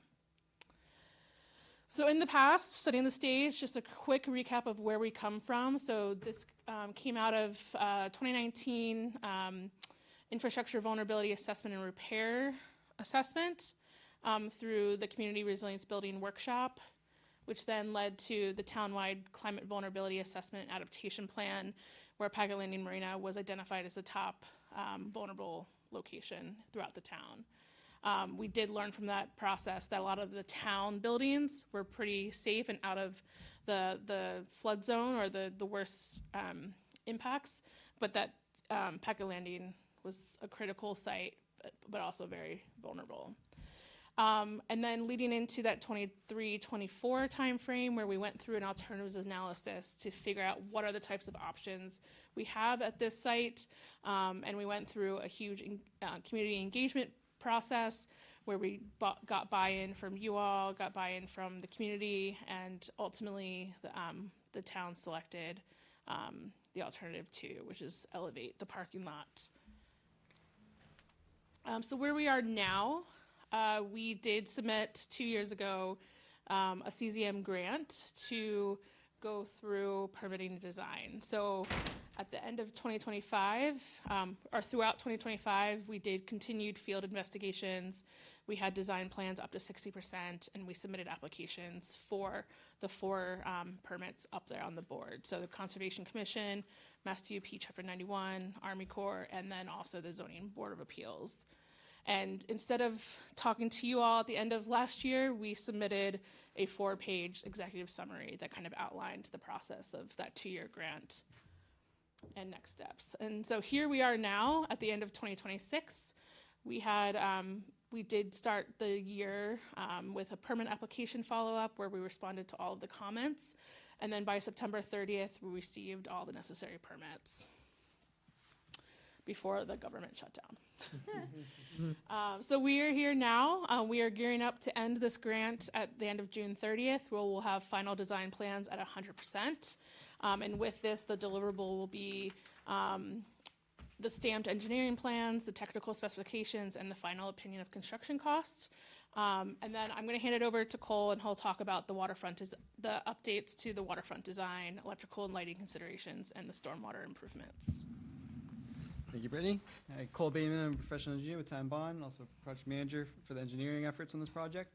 And I'll just do a brief update from our 60% set, which was the last update, and it was the permit set deliverable that we completed in year 1 of the project.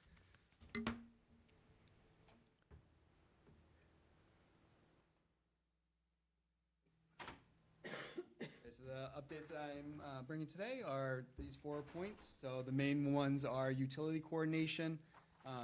That's with Eversource, with sewer, potential sewering the project site, and then site electrical.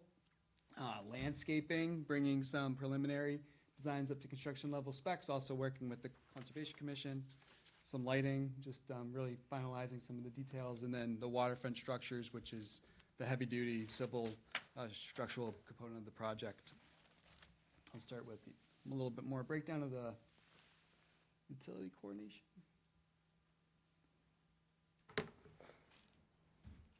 Yep. So site electrical. Currently, the site has two services, two electrical services. One's for the marina, the floating docks. It also services some of the ancillary equipment like the crane, the davit crane, as well as the pump out station. And then another is for the park, the upland park, and then some of the rest, like the site lighting and things. So currently, there's two services. One of the goals of the project was to consolidate services and raise them up to be more resilient. So with that, we've been working with Eversource to get work orders. There was an unfortunate event last week when one of those work orders was acted upon a little too early. I think it's situated now, but there will be some coordination also with the Route 28 bridge project as part of that. There's going to be underground electrical, and we'll use that part of our project site with reconnections of the new site utilities. Part of the docks specifically, there is some mandatory upgrades really for code for reconnection to the new services. There were some conditions that needed to be approved upon. So now we're going to reserve all the docks with 8 individual breakers for the 8 individual feeds. Next is water. So we worked with the sewer department to talk about there's a fire hydrant on the site. There's also water that services the marina. So we worked with the sewer as well as the fire department about the fire hydrant relocation. And then lastly was to anticipate future sewer hookup on the project site. We're including designs of buried utilities to incorporate both the pump out station as well as the septic for the pavilion. So looking for the future as part of this project for that as well. Next is landscaping. So part of the project includes the expansion of the parking lot area, and with our Conservation Commission permit, we were required to do some mitigation. However, we also are looking to use mitigation that's native, but also beautiful. So our Halverson Town Bonds landscape architectural team is nearly completed with our planting plan, and we reviewed that with Brittany from Conservation the other week and incorporated some design comments there. Next is sort of an ongoing conversation. It's the lighting of the site. So there's existing precedent lighting for the park that's also used in the marina. However, during our study, we're finding, not only is it not really compliant with the required shading and preventing light trespassing onto the neighboring residential project, but it's also, we want to make sure that there's adequate lighting for parking lots. So we did a lighting plan. We've done the photometrics of this project site, and now are finalizing the exact fixture that would be used here. Here are some precedent images. These are not the final images. We're still working on it, but these are maybe some representative samples of other locations in town. There will also be some security lights for the dock, which is, I think there's also a flow light there now, so it would be recreating some of the existing site lighting to make safe access to the docks. Is that me? Can I click the hand? All right, next is the waterfront structures, which is really the heavy lift. Like I said, this is installation of a bulkhead around the majority of the project site at a higher elevation. We're raising it approximately 3 feet, except for an existing wharf, which would be kept. It would be raised, but just enough to be a little bit more resilient. We still are recognizing the use for access to the water there. And then so like I said, the bulkhead would go around the parking lot, and that will be a fiber reinforced polymer bulkhead. It's a pretty durable product. It's also strong. We're reinforcing that. We're tying that back with helical tiebacks, which is a pretty robust design. Other municipalities like Chatham use this almost exclusively because of the robustness and durable nature of it. Lastly is the wharf. There's the existing wharf will be raised and reconstructed to accept truck loading. So that's it for me. Pass back to Brittany. Thank you. All right, and just to finish up with where we're headed, Dave kind of spoke to this a lot, but the state has now created an online application portal for all of their state grants. So they've put it all into one application process, so you can apply for multiple grants at one time instead of applying individually. So we did submit a grant to the Environment and Climate One Stop grant portal. It's their new grant portal for all the climate and environmental resilience projects. Through that portal, we hope that our application was attractive enough to go after CZM, NVP, and dams or seawalls grant agencies. Hopefully the collective importance of this project in building community resilience will be attractive to all three of these agencies, and they'll all kind of buy in to the grant, and really seek this as a iconic site of something that's went from the planning process through the alternatives analysis assessment and now is ready for implementation. So this is really what the state is looking for, is these projects that went from planning into construction. So hoping that these three agencies will see that value. The town, as you know, provided a grant match of $504,000 through the CPA funds, which was approved on April 28th, 2026. So to the state, that almost 17% match to the total project cost is above the minimum required. So hopefully the state recognizes that the town is committed to further taking this into construction.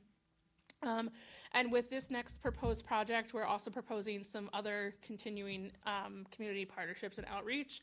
And maybe we'll hire Megan to have another really awesome grand opening ceremony. But we are proposing connections with Friends of Bass River, DY Regional High School for some curriculum development around resiliency, and also partnering with Master Oyster Project to also develop some of that curriculum. As you know, we did display the results and the chosen alternative at the Coastal Resiliency Fair at Woods Hole Group's table, and then also having our final public meeting to share the final designs next week from 5:30 to 6:30. Can I interrupt for 1 sec? Did you have much feedback at your at the Parkers River Landing? The one comment related to Packet Landing was one of the Concom agents asking when it was going to be constructed. So I was like, find out next week, or when the state makes the decision. But maybe we'll get some more of that feedback next week. But I think from the past engagements, the fishermen, the charter boat captains are really favorable of something happening at this location. They were concerned about opening it up, the landing for more uses, but made it clear that there was no intention to expand the options or the use of this site, particularly because of the critical nature of emergency response and importance for commercial fishing. But I think generally it's been supported by commercial and boat captains. And then that's all I have. So just thank you for your time, and just wanted to give one of our final updates for this 2-year grant project. That's wonderful. Thank you very much. Do you know if those lights they look similar to the ones that Bob Lawton pushed for on the bridge? And can you talk a little bit about, I don't think it's part of this, but it kind of is part of this with what's happening on the bridge? Well, first of all, we don't want to talk too much about the lights. We don't want Cole to have a breakdown, because we might have changed the design on them a little bit recently. The light, actually, the image that was up there is from Parkers River Landing, that obviously people liked in town. What's there now is kind of like I know Bob worked really hard to get those gooseneck lights on the bridge, and I'm wondering if they're. It's not really what's in Packet Landing. What's there now is kind of like, I don't really know how to describe it, almost like a lantern kind of looking Like a thing. street, like an old street lamp. Old-timey street, like, you're right, yeah. No, but I'm talking about, do you know if the new bridge project will match? That part, I don't really have an answer. I know there was a big discussion. I talked to Kathy Williams about this briefly. Okay. There was a big discussion between her and Jeff and the town of Dennis and the state. I don't really know where that landed. Okay. If they've chosen a fixture, I know they were talking I'm just gray wondering if versus they would, black, if and it would tie in. I think we asked for that detail from Kathy, and also she had some suggestions for lights that they've used up on 6A that she thought might mesh with Packet Landing. So that's kind of to be determined, but we're working on that. We got to make sure that we get something, aesthetically pleasing, but also it gives the required light output from whatever height the lights are going to be. So it's kind of a balancing act. Not conflicting with the current use and the views of the site as well to block it from the pavilion. I think Kathy had a really good point there. Great. And you said that first of all, I'm impressed that the state streamlined anything. So let's give kudos to them. We haven't awarded anything for yet. one. It still wasn't an easy process, but Yeah. their heart is there. Trying. I know. At least it's an effort and recognition. When will that determination be made by them? The application was due in the third week of March, and I think they're talking about September or late August or early September was the last we heard for awards, which will be cutting it close if we try and go shovels in the ground. But if we have our bid specs pretty much prepared, we're hoping we can. And we did apply. You can apply for either a 1 or 2 year grant. We applied for a 2 year, with the goal being construction in year 1, but realistically applying for a 2 year in case we have to kick construction to year 2. Would construction while the bridge is being done be possible? My understanding is, from what I've gathered, and I'm on the semi-weekly meetings for the bridge, that it wouldn't really, should not have any impact, should not have any real conflicts. The only thing that actually could be a benefit is, like Cole mentioned, the electrical. As part of the bridge, they're getting rid of all the overhead wires, and they're all going underground, which actually ties in their planning with their transformer sizing and all that stuff, planning as if this project's going to happen. So that's kind of happening together. Oh, good. Eversource actually was pretty good on that. They caught that when they noticed the two projects side by side, and we were able to get on a call with them. Even a and plan blind for squirrel that. finds a nut. And then as far as construction, I mean, the AA Will is not using Packet Landing for any staging. They're not using Packet Landing for any equipment. And, we don't have any in the water work. And, I mean, they will, and if there's a time the docks are removed or whatever, that should be theoretically far enough in the future that it won't impact anything here. I believe they can go concurrently. Okay, interesting. All right, I'm going to start at this end. Okay. Thanks, Madam Chair. And thank you for coming before us tonight. This is a great project. What was the total construction cost estimate where we stand right now? We're at about 3.3. 3.3. about That's where we great. It'd be nice if we could keep it there, right? Yeah, but we also know that's, there's only so much you can control, right? And I mean, to be quite honest, that's changed quite a bit in the last 6 months. We thought we were going to be at like 2.5, and realistically ended up at 3.3. Yeah. There it goes. The electrical component, I mean, regardless of the global climate, the electrical component has changed a lot of it. So I think, but it was something we had to do for code. Understood. No, I'm not complaining. I'm just saying this is, I think, cost-wise, I think this is a reasonably cost-effective, still in this climate right now. I think that's a good price. How much of the money are we looking at from CPA in total? In total, it's 504,000. 504. What we put for our grant match Yeah. was, so that CPA article was a town match to a state grant. That Okay. was the application. So we put 450,000 towards this Eco One Stop Got it. application, and then we are being realistic about the fact that the MVP, CCM, and dams and seawalls, the component of the Eco One Stop, may not be totally on board with funding the in the water work or the on the dock work, Got the it. electrical.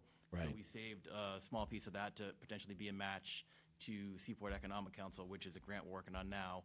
That application's due in the third week of June, I think. Yeah. So we'll have that application in as well. Yeah, I can expect that they're going to get flooded with applications. Yeah. Same match. The reason why I bring up the community preservation is obviously it's the recreational chunk of the CPA money. So I think as we look at this project, I think one of the things that's important is making sure that we identify the recreational uses and make sure that they're properly documented and understood and reflected in any of the documentation of the project itself. I think Chairman Post had raised some questions about making sure that this fits within, the stated guidelines. I think it does. I think you can make the case.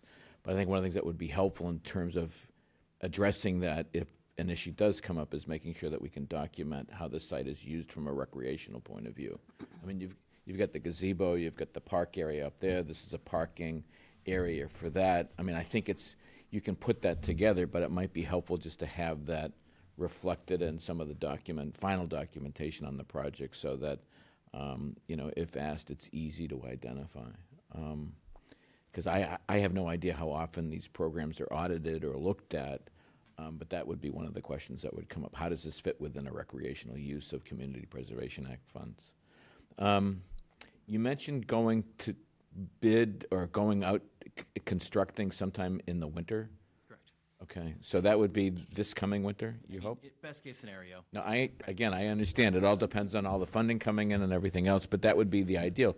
You'll be done in time, so if the money comes in, you'll be ready to go out to bid at some point early winter, and then hopefully start work in the winter. And now, when you said that if you can't meet that schedule, does that mean we have to hold off until the following winter, wait a whole 12 months? Is that what we're thinking? We necessarily have to, but we would because of the boating season. Yeah. Right. I mean, Packet Landing is generally open May 1st through November 30th. So, right. I mean, if we had to squeeze that a little bit, we would, but the goal would be not touching anything at all during obviously the busy season. Yeah. So, what's the estimated time frame in terms of construction, Brittany? We're saying like 4 or 5 months for the 4 or majority 5 months? of the bigger items, and then Got probably it. some punch lists. There's going to be plantings, obviously, that need to be done at a certain time of year. That's great. Okay, those are my questions. No, I think it's a great project. I'm glad we're doing it. I keep thinking about the importance of Yarmouth as just a marine safety, public safety port. It's really on the south side. If something happens in the middle and Nantucket Sound, there's a lot on us. And as we've seen over the years, it's the harbor masters that are the ones that are the first on the scene for any kind of marine accident, so any kind of marine safety issue out in the water. The Coast Guard, unfortunately, is sort of less and less of a presence in Nantucket Sound. And the assets are now there are lots of questions being asked about how long the Coast Guard assets are going to be with us, just given what's happening in Washington and so forth. So I think this project takes on increasing importance, in the years ahead. So thanks again. If I may, I appreciate you bringing that up because Yarmouth kind of is that black hole between Chatham Coast Guard and Woods Hole Coast Guard. And I'll be quite honest, they're not my first call if we have a marine incident. I mean, we know that it's going to be the town of Barnstable and town of Yarmouth running on all this stuff, and every year it seems like we're branching further out, further offshore, further to the east, further to the west, and it's just the reality that we need to be able to do it any day, all year. Yeah, I think I'm glad we're talking about this because I think that's something that people in this community don't appreciate, is that the burden of response is growing in terms of our marine department on our harbor master's office, and I don't think people are aware of that. So, from my point of view, that's why this is a critical project for the town of Yarmouth. But it also serves to benefit a much larger boating community, particularly in dealing with search and rescue and any kind of marine incident or accident or response. So Yarmouth has become, sort of a key port in terms of dealing with us. I mean, it's nice that there are assets in Hyannis. It's nice that the fire department in Hyannis, they have their boats and their assets. But no one community can deal with this alone. And there's a lot on your shoulders. So I think that often doesn't get enough discussion. But I'm certainly aware of it, and I appreciate that this project will be a huge benefit. Because let's face it, it could very well be in a flooded condition, a storm condition, where you know, the water's high, or if we don't do something here, it may be the thought that we might not be able to get out in a storm to help rescue someone out at sea is not something to contemplate. You know, that's not where we want to be. So I think this enhances not just resiliency, but readiness from a search and rescue and marine safety point of view. And I would highlight that as often as I can in any state application.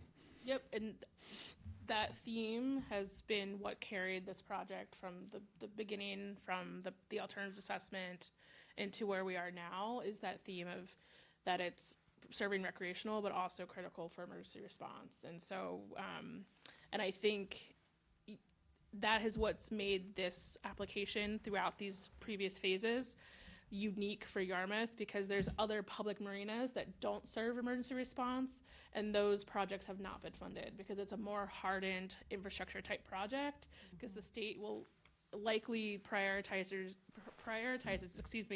more nature-based solutions. But because this site is critical for emergency response, especially on the water, it checked, you know, several boxes for MVP and CZM, and CZM. One of the boxes that I'd like to check, this is my last point, Madam Chair. The final box I'd like to check is, and we've seen CZM get into waterfront exhibits or interpretive displays on the waterfront. I think this is a site that's very historic for the town of Yarmouth. And there may be some value in looking at, from an interpretive point of view, some signage that might help people explain, you know, what a packet is. There are many people who have no idea what a packet is, you know. And while we have Parker's River Landing, this is actually the one real landing in the town. I will say that we did provide funding. This is really a landing. Did put in an ask for funding to do signage. That's terrific. So I quoted a signage developer, manufacturer, and then hopefully we'll get a draft in front of you guys and maybe get a final approval and inclusion. Yeah, because I think the signage out at the Parker's River, is beautiful. It's what? So we budgeted. Very effective. Yeah. That signage that's right on the boardwalk, and it's mounted on steel. They did an excellent job, and that's the exact type of manufacturing I think we're looking at. Yeah. Yeah, so I think, I don't know, for this location, because it's being used for more of a commercial fishery, fishing and boat captain, is that the town, and maybe Dave, you can speak to this, but still wants to have a case to put notices up. So the quote that we've put in the application is to have a big sign, half of it being a colorful history lesson, and then the other side still being an open-faced case so that you can still put town notices up. Yes. So that's what we budgeted and are scoping for this. That's next great. application. That's terrific. Thank you. Yeah. Great. Dorcas? Well, actually, Mark asked the questions I was going to, so that makes it a little bit easier. I'm very excited. It looks like a great project, and it's amazing that all you're basically going to need is one winter season then to put it together. And hopefully that funding source will come sooner than later, and that we'd be able to do that next winter. So, thank you. Oh, I think this question would be for Brittany. Clearly, the Eco One Stop, is a great thing for streamlining applications. Do you have an intuition about how much funding there will be for projects on environment and climate in the next year? I don't have like the top dollar amounts, but each individual grant could max out at like 1 to 2 million. So I know CZM, I think their max grants for an individual project maxes out at either 1 or 2 million. So we knew that CZM would not alone be able to fund this entire project. MVP probably has a little bit more breathing room. I can get you those numbers, I just don't have the numbers. But there was a need for us to look at multiple grant agencies in order to cover the full amount here. Sure. So we realistically would have applied, had it not been combined into one. We knew that CZM wouldn't be able to fund the whole thing, even though we think they want to. Like Brittany said, we would have had to do 3 separate applications, or 4 or 5, but theoretically, streamlined. I guess we'll find out. That's nice. Okay. Then one other thing, following up on the idea of signage and interpretation, there's this wonderful thing that the Packet Landing is the closest site that's town property where interpretive stuff could go up. I took Bob Kelly's tour of Quaker South Yarmouth and that whole area, and there was a ferry. There didn't used to be a bridge. There was a ferry that went across, pulled by horses. This is so great, like it was some big version of a clothesline pulley. And you would get on in Yarmouth and you would just go over, or you would get on in Dennis and you would come over to Yarmouth. But the apparent, according to Bob Kelly, his best hypothesis is that Ferry Street off Route 28 in Dennis is named for that, and that was the probable path of the big strong horse who was pulling the ferry on the water. And I would just love to see that invoked somewhere in the signage. And it seems like this might be a good place for that. I also, of course, wish we could invite a horse and a ferry to make things lively, but at the very least, signage. DOT doesn't fix the bridge. We should keep it on the back Have burner. That's a another good option. idea. See, we won't need the bridge. Thank you. I just think it's, it is certainly a place that has a lot of history, and now with QR codes, with your signage and what they did at the fake landing. No, I shouldn't say that. I'm just, it's just a dig at the name. Barker's But anyway, River fake landing.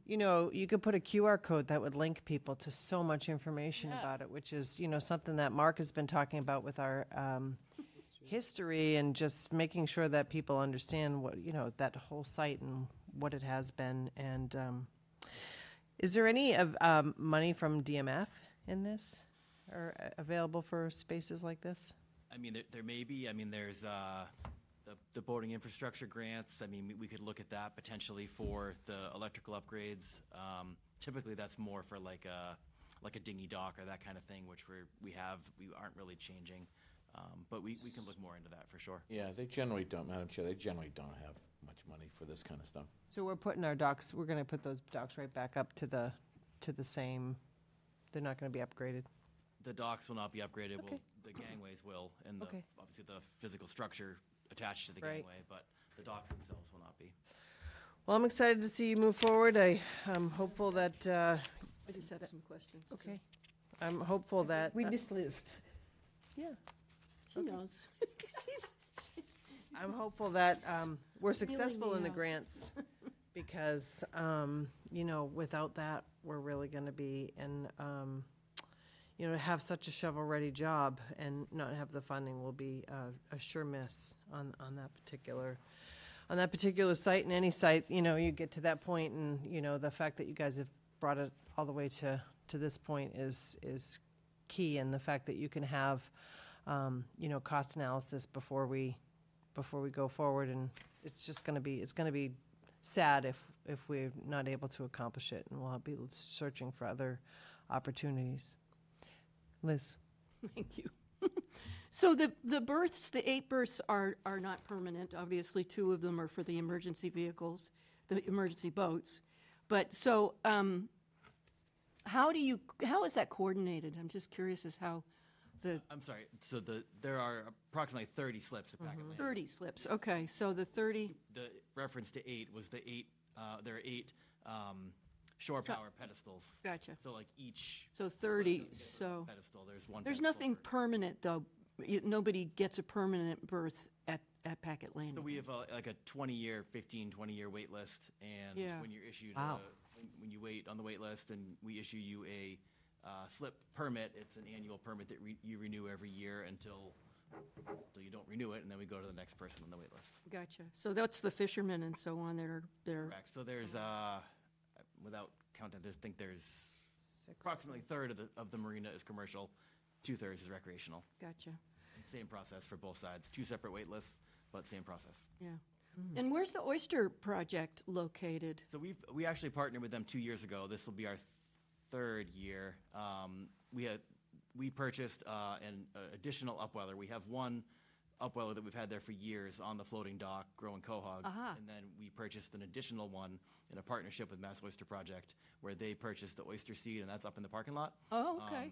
It's just where in that little fenced-in thing where there used Yeah. to be a porta potty Yeah. before they built the bathhouse. That's Yeah. now where the educational upweller is. It's got a cool. hard plastic cover with like a plexiglass window, so you can actually see what's going on in That's there. awesome. Okay. We work again with Mass Oyster Project, and we do tours associated with the library. We bring folks down there every couple weeks all summer long. Right. How's our accessibility in terms of Packet Landing? Well, can you answer that? I mean, I would say it's Yes. not really changing as far as the parking lot goes, but as far as the docks go, Yeah, but you- the docks aren't going to be Regardless. No, right. I think it's a threshold of like a 60-foot ferry boat that you would need to trigger some of the accessible requirements for that. Yeah. So that's not. So it's not, we're not really leaning towards accessibility. you can't bring like the boat slips up to accessibility, No. but as far as the educational upweller, You can get to the educational upweller with a. that won't change at all. That's the same. Okay, great. And then the, is there any EV charging that's going on for the boats? No, not for the boats. But for cars? The plan is to size the electrical equipment and the new electrical pedestal and transformer to potentially have an EV charger in the parking lot, but that's not in this project. But we are planning for that in the future. Okay. And then, is there Wi-Fi down there? No. Okay, just curious. I know at one time, we had community preservation, was it Courtney Butler was here? And she was talking about appropriating some money, this is history, but it was an interesting notion to have some solar that I'm not sure where she was. Did you talk to her at all about that? No. To have some solar installed that would help offset the use of the electricity down there. So I don't know where that ended up, but I see he's going to his papers. So those are my questions, and I think it's wonderful. I'm very, very excited. It's a great spot. It's a great asset. And I'm hoping that whole area with the cultural center and Yarmouth, South Yarmouth Library will really start to come into its own and as a center for historical, what did you call it, Mark? Historical tourism? Historic, I refer to the concept as heritage tourism. This is- Hysterical tourism. I mean, heritage tourism. And the brand that the name we've given to Yarmouth is Historic Yarmouth. Hysteric tourism. Perfect. Thank you. Wonderful. Is there anything you need from us? Just getting the word out about our public meeting. Yes, Again, and the that's last one one of- for this cycle. That's a week from tomorrow, the next Wednesday, the 13th, in this room at 5 o'clock. Wonderful. I'm sure it's on our website. I'm not sure we'll have public meetings during the construction phase. I think the only public meeting that we've kind of proposed would be like a grand opening ceremony type thing. So we'll see how that evolves if the grant gets funded. Well, great. We have one to top. We'll see how we do. I know, I'm like, Parker's Lanterns. Your email. Parker's Packet, Parker's, Packet. I know. Great. Email is up there in case anybody wants to send some comments to you. Money. Hopefully your public meeting will be well attended, and I'm hoping for successful grants. Thank you very much for your time and for your Add update. one more quick update Yeah, that absolutely. Bob and I talked about, the Army Corps. May I throw that in there? Sure. Just separate topic, but I know it's a hot button item, so I figured we'd throw it out there. I got an email from the harbor master in Barnstable the other day about a project that I had no idea was happening, but apparently is. The Army Corps sent a notice that they may be dredging the Hyannis Channel as early as this spring, and if not this spring, then this fall. And I know that is a hot button item in Lewis Bay. I'm a little bit disheartened that unless anybody here knew about it, I certainly didn't know about it. Right. So I'm a little disheartened to only find out about it once they've got it in the works. The notice said approximately 40,000 cubic yards, which is kind of a lot, and they talked about a offshore or near shore disposal site off of Craigville Beach, which is one they've used before. The town of Barnstable's pushed back a little bit on the disposal. I don't believe that we really had a chance to comment on it. Again, I didn't know it was happening, but I saw the comment period closed in the end of March. So just a FYI that's maybe happening. Madam Chair, let me just, I think you will have an opportunity to comment. There's no doubt about that. They need to get permits, and the town can play a role in the permitting process. As you know, and you've been incredibly helpful in this, and that is we've raised questions and raised the red flag about any kind of beach nourishment program related to that project, and we've made it clear in the past, and I think even with the discussions with the town of Barnstable, that we want to be part of that conversation.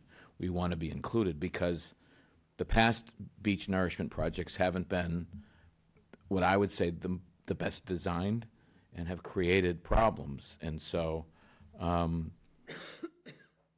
the Army Corps is notorious for saying they're going to start something soon and then dragging their feet. Right. So I don't think there's any time to panic, but if you've got the name of the project manager for the dredging project, then I would encourage you and or the town administrator to contact them directly and ask to be briefed and to be included in any of the meetings.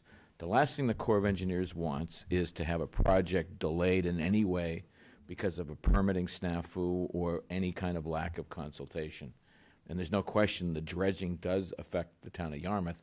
And if they're doing dredging, I think there's a piece of the channel that's actually in our town, right? Correct, yeah. So there you go. I mean, they worked incredibly hard to get the channel redesigned. A lot of money was spent on the new project. And the unfortunate thing is that we were not at the table the last time the decisions were made on beach nourishment, and we definitely need to. Caution us, because this is not an average, it's not I'm on sorry. our agenda. I think the more of a update, heads up. no, the update is very important, but I just don't want to have a dialogue about it, but it's certainly something we should put on upcoming. If there's something we can do to help, please, let us know, and if you need to be put on the agenda, let Bob know, but, as much as we can get information out, that'd be great. I just don't want to. And the other thing Have a to add to discussion. that agenda item is that, remember, at town meeting, we just received funding to do our sediment transport study for Lewis Bay, which is something that's been long awaited, and we are very anxious, and, it really dovetails with all of the beach nourishment, dredging, and everything, so. I want to know how the wind turbine buried, or the thing laying in the, thank God we didn't have that in Lewis Bay, because dredging would be out. Anyway, thank you very much for your update. Thank you. Yeah.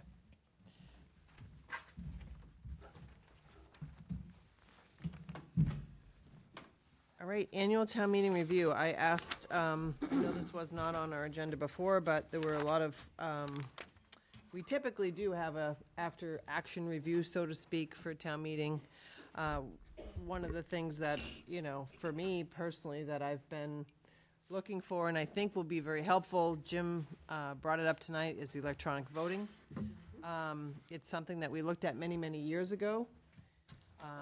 It was too expensive. I think a lot of other towns have successfully done it. I mean, I don't think we need to be the first one, I never do, but I do think that it's something that I believe that we need to look at again.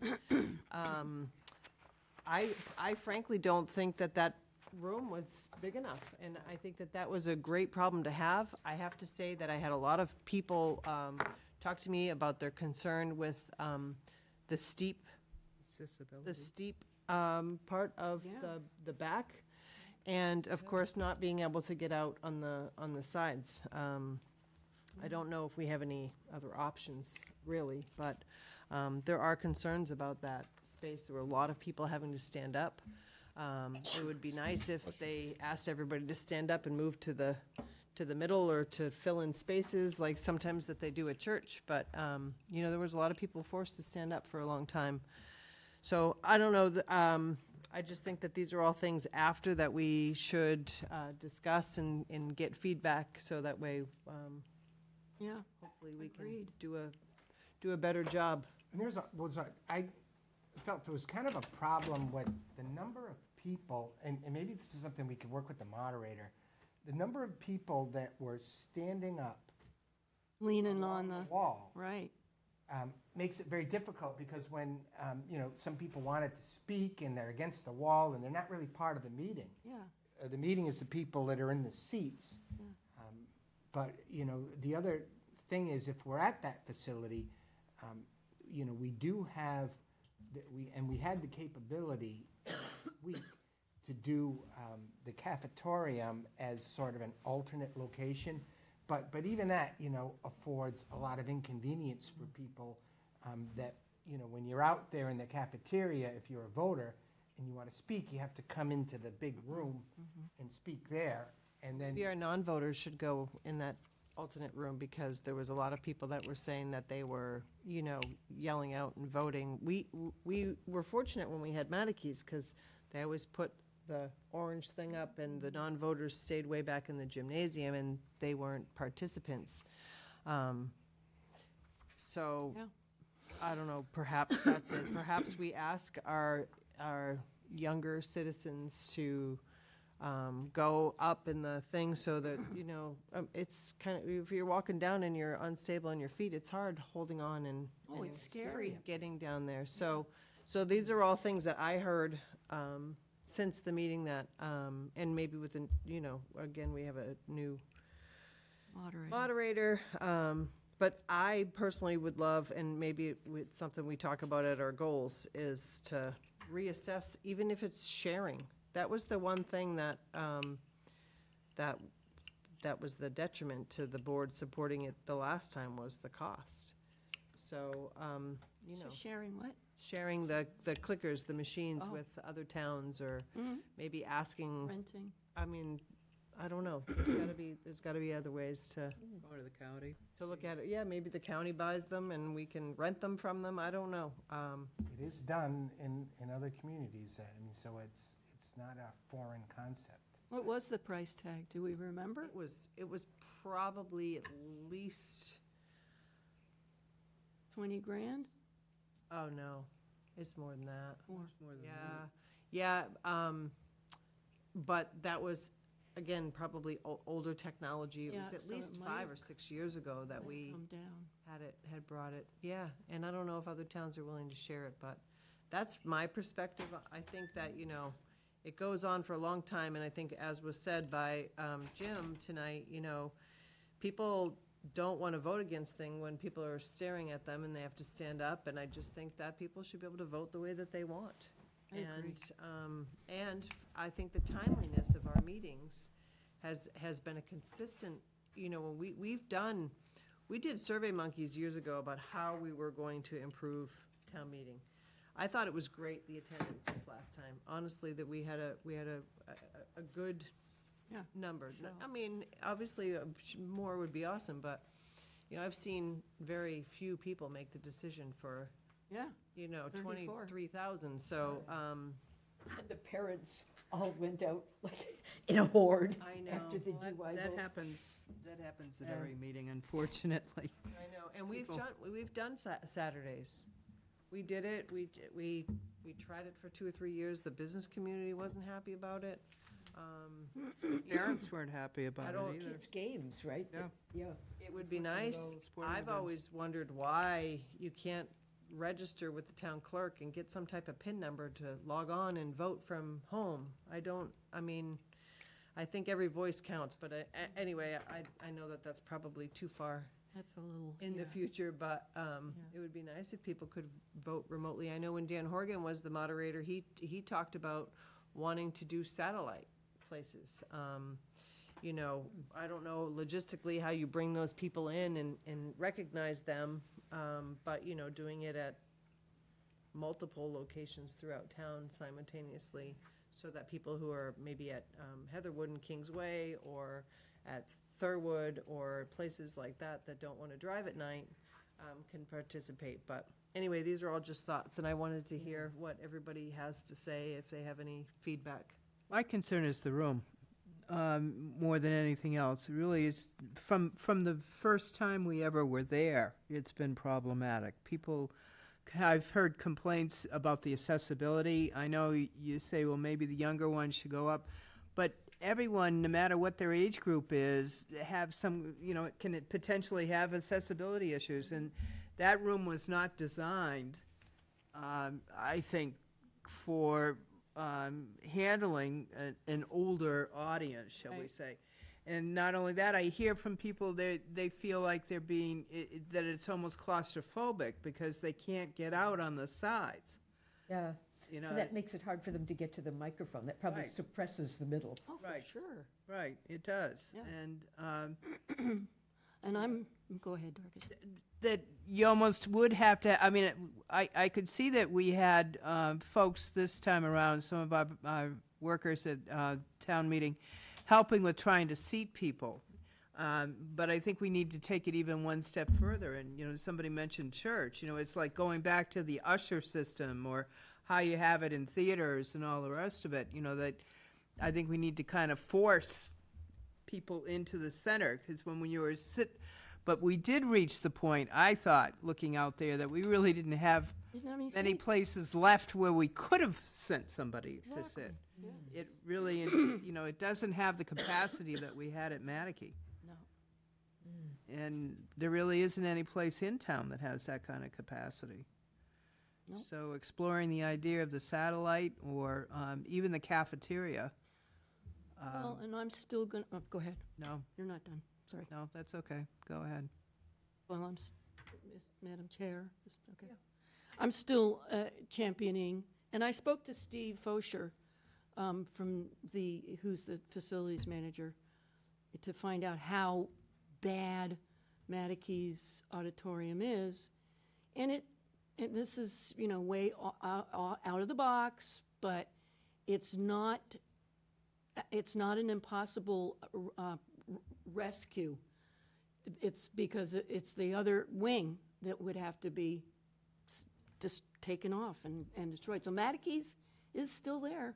It just needs to have a little bit of TLC. It's probably cheaper. So the technology's not there, that's the problem. So we broadcast live, which is something like if we went to a different facility or we went outside, that we'd have to tape it and people would have to watch it after the fact. But right now, we're able to live stream it. I mean, I've always kind of been torn about that anyway, because what's the purpose of watching it live? I mean, come, participate. Exactly. So, I mean, you can watch it after just the same. There are places, you know, we did it outside one time during COVID, which was, the weather was awful and it was windy. That didn't work out too well. That didn't work out too well, but I mean, there's always the potential to have some type of outside. Yes, Mattakey's is still there. I wonder what the seating capacity is at the 700. intermediate school as Oh, at the opposed to Mattakey's or as opposed to the DY High School. You know, Dennis uses the intermediate school for theirs, and theirs is tonight. Yeah. So I wonder How they're making out. I wonder how they do it if they have, you know, similar complaints or capacity issues. Play it back and see how the I'm just attendance is. Joyce, do you have? I just was pondering the whole question of like the satellite thing that you mentioned. And, you know, some part of me just wants the whole town to get together in one place.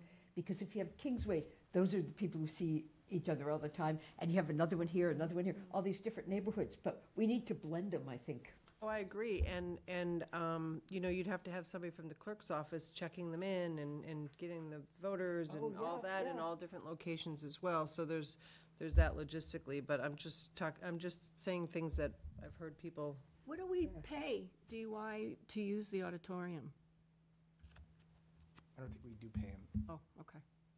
But it's, you know, it's expensive to do all of the sound and everything. It is? Mm-hmm. But isn't that part of the what is it, PEG grant? Yeah, they come, Cape Media does it. That costs, right? We have to pay a stenographer. I mean, holding a town meeting is thousands of dollars. Well, yeah, that's why I'm asking. And, yeah, we talked about that in terms of what service are we getting from that PEG grant, from our media Funds group. Cape Media. And that's their big contribution they do. I mean, I used to, I was a videographer for many years. I was hired to do town meeting in Mashpee and in Dennis. So it's not something you can't farm out and maybe get somebody who keeps the sound on. Madam Chair, can I ask a question while Bob is looking up the figure? Bob and Amy both have worked in other towns. If you've worked in other towns, do the little individual clickers run by battery? You plug them in and you charge them up. Okay, so rechargeable batteries? Yes. Okay, thank you. Did you use them where you were? Well, in Franklin, we didn't have town meeting because it was a state form of government, but in Wellesley, they did have individual, but it was representative town meeting. Oh, so smaller, yeah. It was smaller and, you know, it showed everyone's vote. And we had to hire the company that we had the clickers from to basically run it, and they had a screen up there so you could see. So you rented them? How each representative voted. So you hired a company, you didn't purchase them, you kind of rented them for the night? We rented them, yes. Okay, interesting. Should look That into was that. one of the options that we had talked about before, with leasing them. But I didn't know, like, you could actually get somebody to come in and do it. That's, Came in, they ran, you know, set everything up. did it They run had more all the efficiently? technology. There was some kinks in trying to work it out, but at the beginning of the meeting, everyone has their clicker, and they, you know, they do trials. You know, you vote this, they'll do a silly question, just to make sure everyone's clicker is working. You can look and see. I mean, I would assume with open town meeting, everyone would have to have a number or something, so you would know, oh, I voted yes on this, and that's what actually came up, you know, to the. I watched the Harwich Town meeting, and they use the electronic voting, and it was very, very efficient. It's much faster. Yeah, it worked, and there were no glitches, there were no problems, things. it just moves along, from Just what I've moves the seen, whole- it it just moves- goes. It moves the whole meeting along. Everyone's Yeah. brain's working. And the thing is that the amount of time for voting is very brief. The moderator will call for the vote, okay, now use your clicker, or now's the time to vote. And then literally within a minute or two, the voting ends, and then within another minute, you've got the answer. Your next article. And the meeting just moves along, so. Certainly would reduce stress and frustration. Well, I think, you know, we've talked about it quite a bit. We put it as a priority on our goals. I think, you know, I just think we just have to work a little bit harder to move it along. But I do think it makes a great deal of sense, and I think people will appreciate it for a variety of reasons. I think. So we just, Yeah. so we Sorry. we just have to do it. The only other comment I have is I agree with Joyce, splitting up the site is a problem. However, what Brewster has done is that Brewster holds their town meetings, and it's an open town meeting. They do their town meetings at the elementary school. And at times, there have been large crowds. They have had, one time they had a town meeting with 1,200 people. And what they did was in the school, they broke up the crowd. They filled up. Their meetings are held in the gymnasium/cafeteria, all right, where you can put a lot more seats. They have the select board and the finance committee on the floor with the voters, and then the moderator is up on the stage to see everything. And that's where council is and some of the other town officials that provide support to the moderator. And they opened up other sections of the school. For example, the library in the elementary school was used as a place to have people. And so there's one check-in, and then people would go to different locations. There'd be a moderator in the library, all right, communicating with the moderator where the main town meeting is taking place. And So there are ways to deal with a larger crowd, and that's what's happened in other communities. They'll get another location, there'll be multiple moderators. In fact, at the Brewster Town meeting, I watched the Brewster Town meeting last night. They had 2 moderators, and they were prepared to, if they needed to go in another location, they were prepared to do that. So, so there are ways to deal with the space problem. To me, the option that might make the most sense to explore for us is, and it'll be the cost of chairs, but if you wanted to put people in the gymnasium/cafeteria, pull the tables out, have them stored somewhere, and have literally chairs on the floor. And monitors, yeah. And then, yeah, and you could, that would be an option. I think you could probably put more people in there, and it will be easier to get in and out. I noticed people somewhat challenged in the upper section of the intermediate middle school, sort of the vertigo phenomenon. People a little bit unsure of their footing and their stability. So I think there's a concern that I have about safety in that building, in terms of people possibly falling. The last thing we need is someone falling there, particularly in that back end of the building where it's a little steep. Do we know I know that DY at the high school has had graduation inside that holds in the gymnasium, not in their auditorium, but in their gymnasium with the bleachers all out and the entire gym floor filled with chairs before. That's what we do in Orleans. I wonder what that holds. Capacity is, yeah. I wonder what that is. Yeah. In Orleans, you have chairs on the floor. Right. Right? So I've been to the Orleans town meeting before. the bleachers. Yeah, and the Harwich town meeting is in the gym at the community center. And again, seats, all folding chairs pulled out. And then they have the bleacher seats that pull The high out. school has the cafeteria, which is quite large, in addition to the gymnasium and the auditorium. Yeah, so the other option would be to investigate the high school as an option. But I do see other options that are better for us in Yarmouth. Agreed. I would think the high school is definitely a better option to consider. The question ultimately is going to be, what's the cost of getting all the chairs? Because some of the stuff we may just have to rent. Well, I feel like the high school, they do it for graduation, so I'm Yeah, not but I think sure. that they rent out a lot of stuff. I think they have someone they have someone that comes with a tent, and they rent. Truro did that. I went to a Truro annual town meeting once, and they did it outdoors, and they did it in a tent and rented chairs. And quite frankly, it was quite. Well, Parker's River They got Landing good would be a weather? great. And they had good weather too. That's What's the that? key. Parker's River Landing would be a great place on the green to have a tent. Think and about some it. chairs, Get but the tent back up. The last time we did that, the weather and the wind You have was. bad weather, it kills it. Yeah, but you can have the flappable. Oh, yeah, well, we've had the tent meeting before, we've done that before, so. I do think there are options. I think there are plenty of options. There really are. And I'm looking forward to having the new moderator, too. I think I was, as I said in my preamble, very disturbed at the way Bob was cut off in mid-presentation, and that should not have been allowed. My opinion, the moderator should have said he will finish his presentation. Settle down, folks. Well, I'm not sure. Never give in to people shouting. Exactly. That's going to be his decision, but that's my 2 cents. I thought that was very poor form. I think unfortunately, the time had gone up and people were done listening. And But they that's have the real. to, we still can't allow. We should have decorum.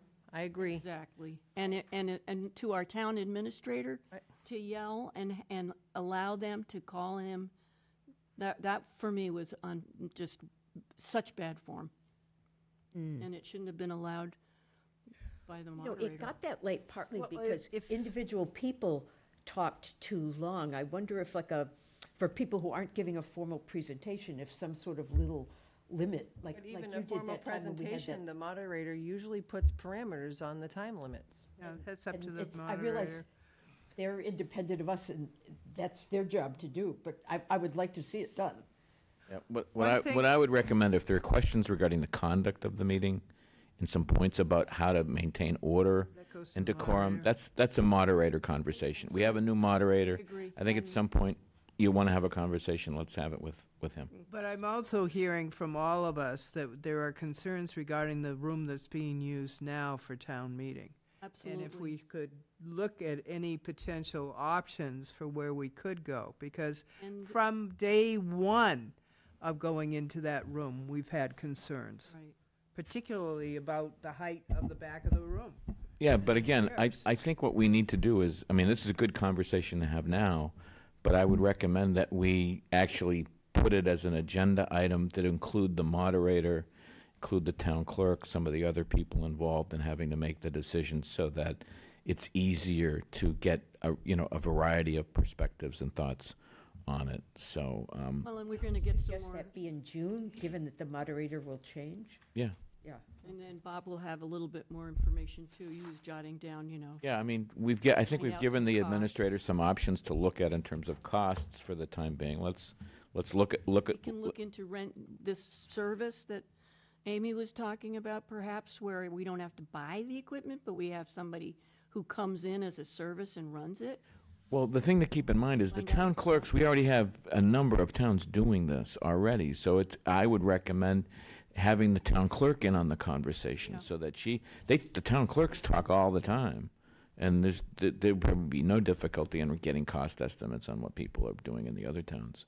So, like I said, I think this is a conversation that's nice to begin with, but let's I think we continue have it. to speak as one is what we're looking for, so I think that now he's heard, and, we'll have to schedule another meeting to follow up on all of the things that we discussed, voting, space, options, all that, and then we can bring everybody together Yeah, at I that mean, one time. of the things I'd love to talk about is the fact that we have so many new voters coming to town that know nothing about town meeting, all right? They want to learn, all right? And how do we make it so that they're comfortable coming to town meeting and how they can be educated, right? It's very difficult for the moderator to sort of explain things procedurally at a meeting because that eats up time. But maybe there are things that we can do. And these are the kinds of things that I think we need to brainstorm with. Videos mandatory. I Nice thought material. Bob did a We lot break for it, we that, break but it right down. Yeah. If people Yeah. watch those videos, they Yeah. would definitely come to town meeting. Well, I'd say we certainly have a lot to put on the agenda then. We do, and so this is always. just to start, and everybody, I'm sure, heard from people, so I just like to do it while it's fresh in our minds, and then we can. It makes sense. We can take it from there, and again, we'll be talking about our goals again, so, maybe it will go on there. So the next, Excuse me, Tracy, just before we move on, should there be another town meeting in our near future, I presume that we won't have Jim Saban, we will have the current moderator. Or May No? 19th. It will Depends on be- the date. Well, it has to be before the end of June. Oh, I know, but it depends on the depends date after the before election. then, when, who's, It will be after the election. It depends on whether it's before or after May 19th. So it would be the after. election. It's not going to happen before. Okay. does that make you feel better? Oh, it doesn't matter. I was just curious. yes, he'll be sworn in after the election results are finalized, so. All right, there's no waiting on that. Good. Nope. No. So town administrator review, everybody had, I had emailed it out to everybody, the results, just for the public. What we do is there is a scoring guideline for each of the sections.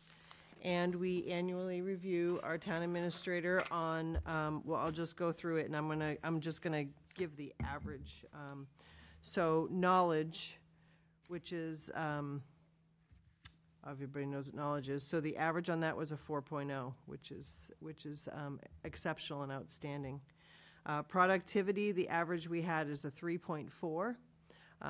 3 would be superior, 4 is exceptional and outstanding. Decision-making was also an average of 3.4. Oral communication is 3.2. Written communication is 3.2. Budget and financial administration is 3.4. Leadership is a 3.4. Public relations is a 3. Work relations is a 3.6. Staff development and training is 3.2, and personnel practices is a 3.1. So there are, the total average is 36.9. Out of a possible 40? No, it's a little bit higher than that. Let me just see. So I have, let me just see. So I think it's a 44. Yeah, 44 is the highest that you can get. And as part of the original information that we received, how come I can't find it now? His evaluation is tied to a merit pay, and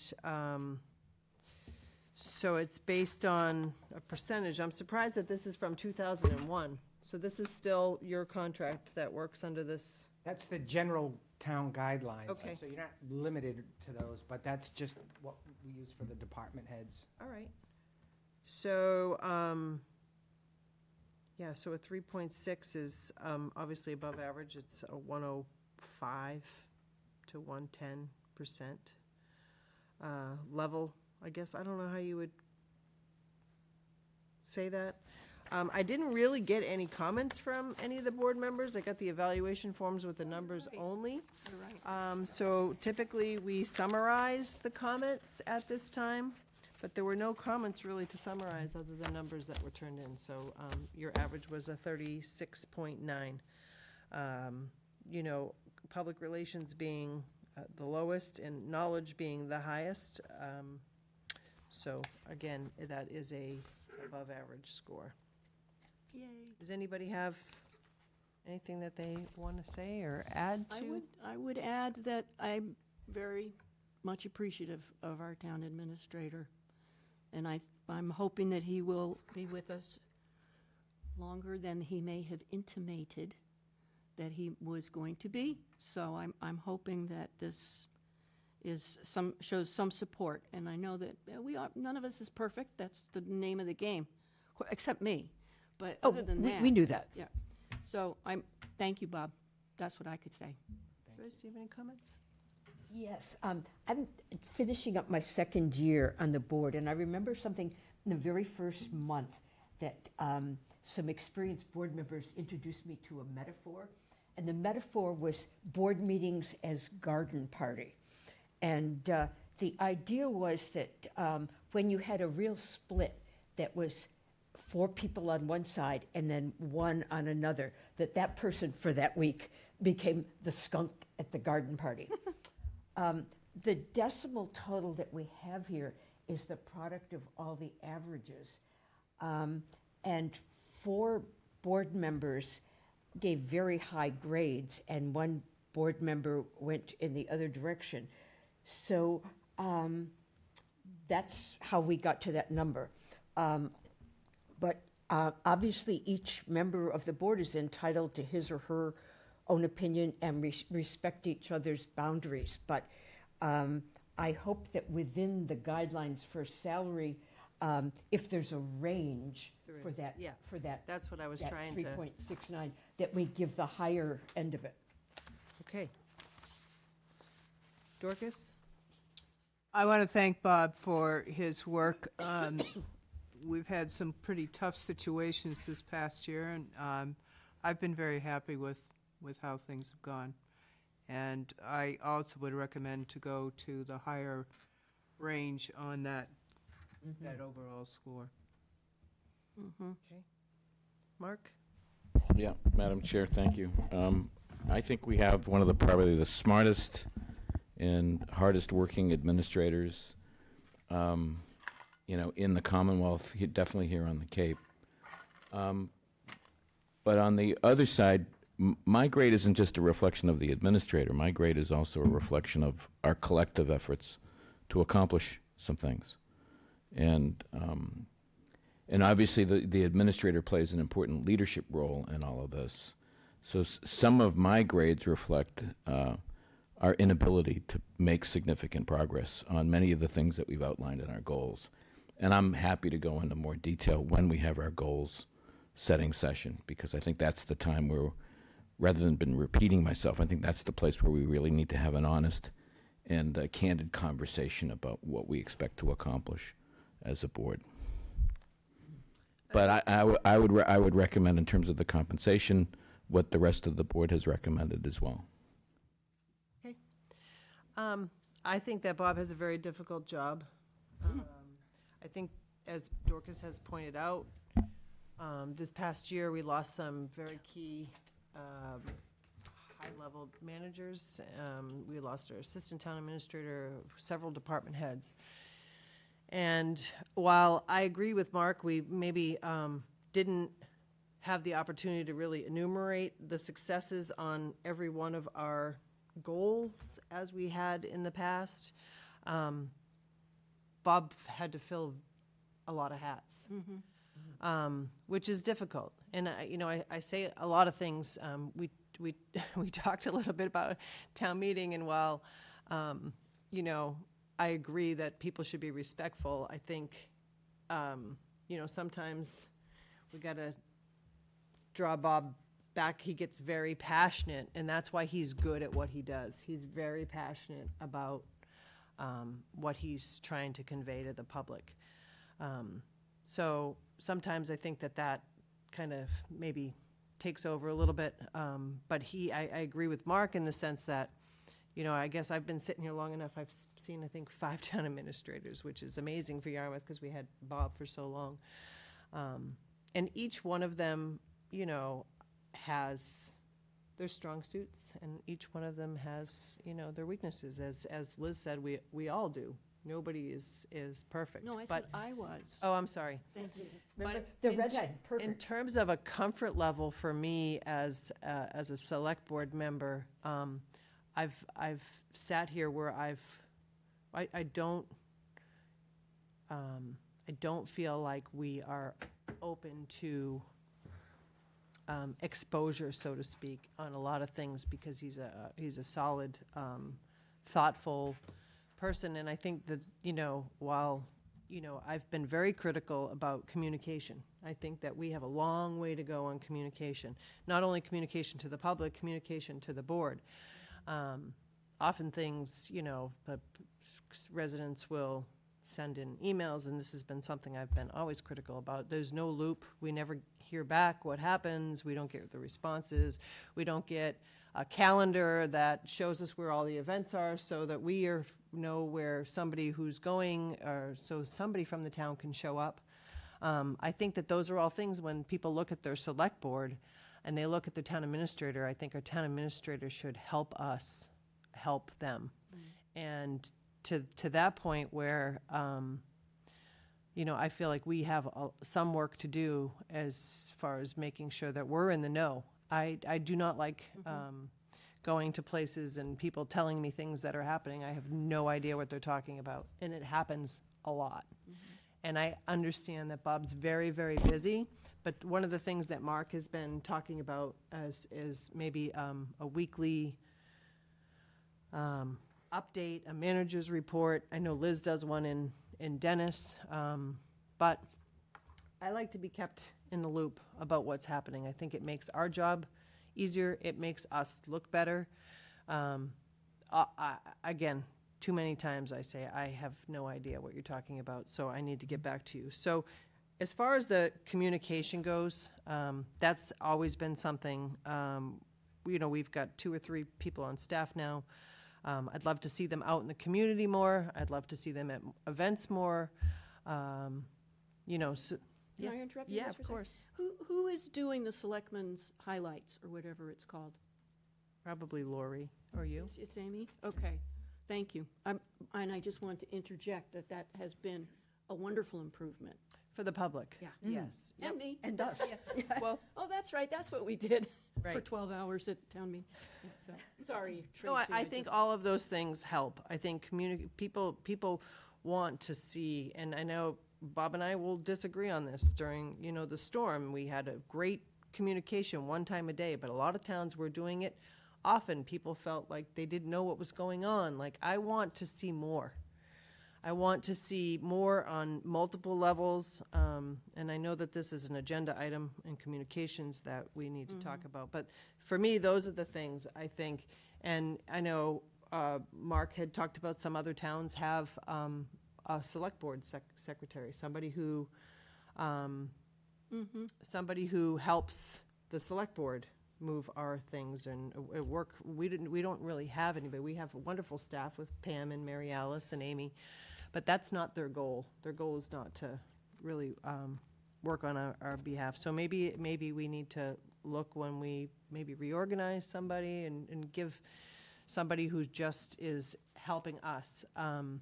you know, I always get concerned with our board talking to people other than Bob, because Bob is the one person who works for us. Nobody else. I do not go to department heads. I don't go to staff. If I have a question, I ask Bob. Well, that's a lot on Bob's plate. So maybe we need to look at doing things differently. But overall, I think, you know, there's always going to be criticism and things that we could do better. We all could. But I think you do a good job, Bob. And, you know, I And think. also, as a select board, we have to kind of do a bit of the momentum ourselves. I mean, I think sometimes when you have somebody this knowledgeable, we kind of let that task fall on agenda setting and things that Bob is doing. But I know sometimes I could do better, and I try to be better, but we all could probably do better. Right, that's why I always say, though, that Bob is our paid administrator, and we all commit a lot of our own personal time to the town, but nothing like what he does, and unfortunately, I know we all have other jobs, so we don't have that kind of time to commit, not all of us, but some of us have other jobs, so I don't know, maybe everybody does, but it's not our job. Our job is to sit here and set policy. It's Bob's job to take those policy decisions and those decisions and implement them. And so I'm excited to have our goal setting. We need to relook at that. I don't think we really relooked at it a lot during this past year. But those are my comments. So I would love to hear from Bob. Well, thank you very much. I mean, we did have a very busy year. And I know there's a lot of frustrations on especially the external communications piece, and we're working on those areas. I think we've made some progress, and it's still a whole new setup doing that, and I think that there's a lot of differing viewpoints on the best way to do it. But I think overall, we're making progress there, and there's a lot going on. These major construction projects and everything else. And so I just appreciate the support of the board. And so that's about it. Okay, great. Thank you. All right, board and committee actions. Okay. I suggest that we accept with thanks the resignation of Myra Suchenich from the Affordable Housing Trust. So moved. Second? All in favor? Aye. For appointments, I suggest that we appoint Richard Scally as a member to the Board of Appeals. This would be as an alternate, so that would only be for 1 year to run through January 2027. So moved. Second. All in favor? Aye. Okay, I suggest that the board appoint Patricia Thomas to the Public Art Committee. This would be a regular member of the Public Art Committee to run for a 3-year term through December 2028. So moved. Second. All in favor? Aye. Okay. This is a weird one, but this is because we're getting the committee reorganized and someone has to be in charge of it, but the person in charge of it has to know what it's trying to do in its getting structured. I suggest that we appoint Megan Eldridge, our Director of Community Development, to the Community and Economic Development Committee as the committee's chair. This appointment's for a 3-year term to run through July 2029, but I think everyone feels that that length of an appointment will not be necessary. I have a question on that. Should I wait? Sure. So, Megan's not a, She's a de Yarmouth facto, resident. she's a de facto member already, of course. She's a Yarmouth resident. she is? Yes. Okay. All right, that was pretty much my question. All right, well, so moved. Second.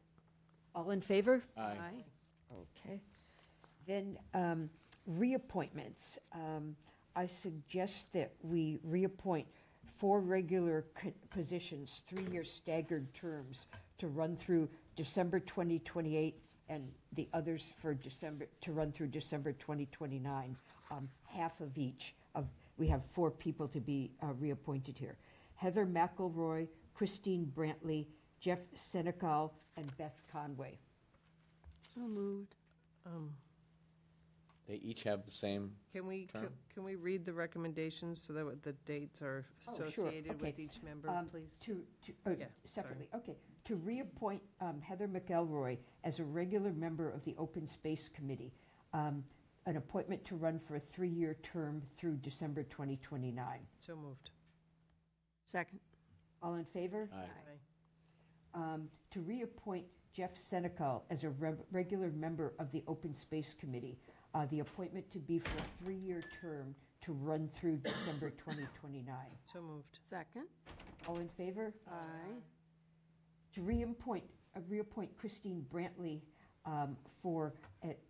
as a regular member of the Open Space Committee, as a term, an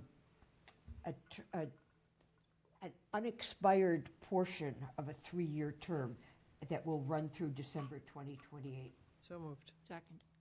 All in favor? Aye.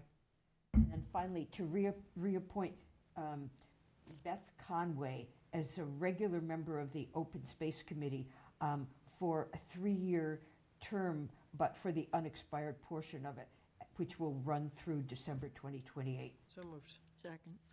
All in favor? Aye. I'd just like to make a remark about the Open Space Committee. That apparently meets as needed, and so I was concerned that everybody's appointments had run out. So in case we have something that they have to decide on, investigate and decide on, I thought we should have people currently appointed. That would be good. Okay, so that's why that. Great. That's why you read it as the rest of the term type thing? Yeah. Okay. We're filling in because everybody expired. All right. Thank you, Joyce. And while we're on, I just want to note again that we have 2 tremendous individuals who we've just appointed, Richard Scally and Patricia Thomas. Both of their qualifications are pretty darn great. Yeah. Thank you for joining us. Great. And we love the rest of you as well. And we love the rest of you as well. Okay. Minutes of May 13th, 2025. Move that we approve the minutes. On May 13th. Is there a second? Second. Any discussion on the minutes? All those in favor? Aye. Any opposed? That was for both of them? Well, was it? Was that for both of them? That was for both of them, May 13th, 2025, and April 28th, 2026. Okay. Upcoming agenda review. We need to get our policy, it's on there for July 18th. Hey, has everybody checked their schedule for July 18th? Yep. Mm-hmm, yes.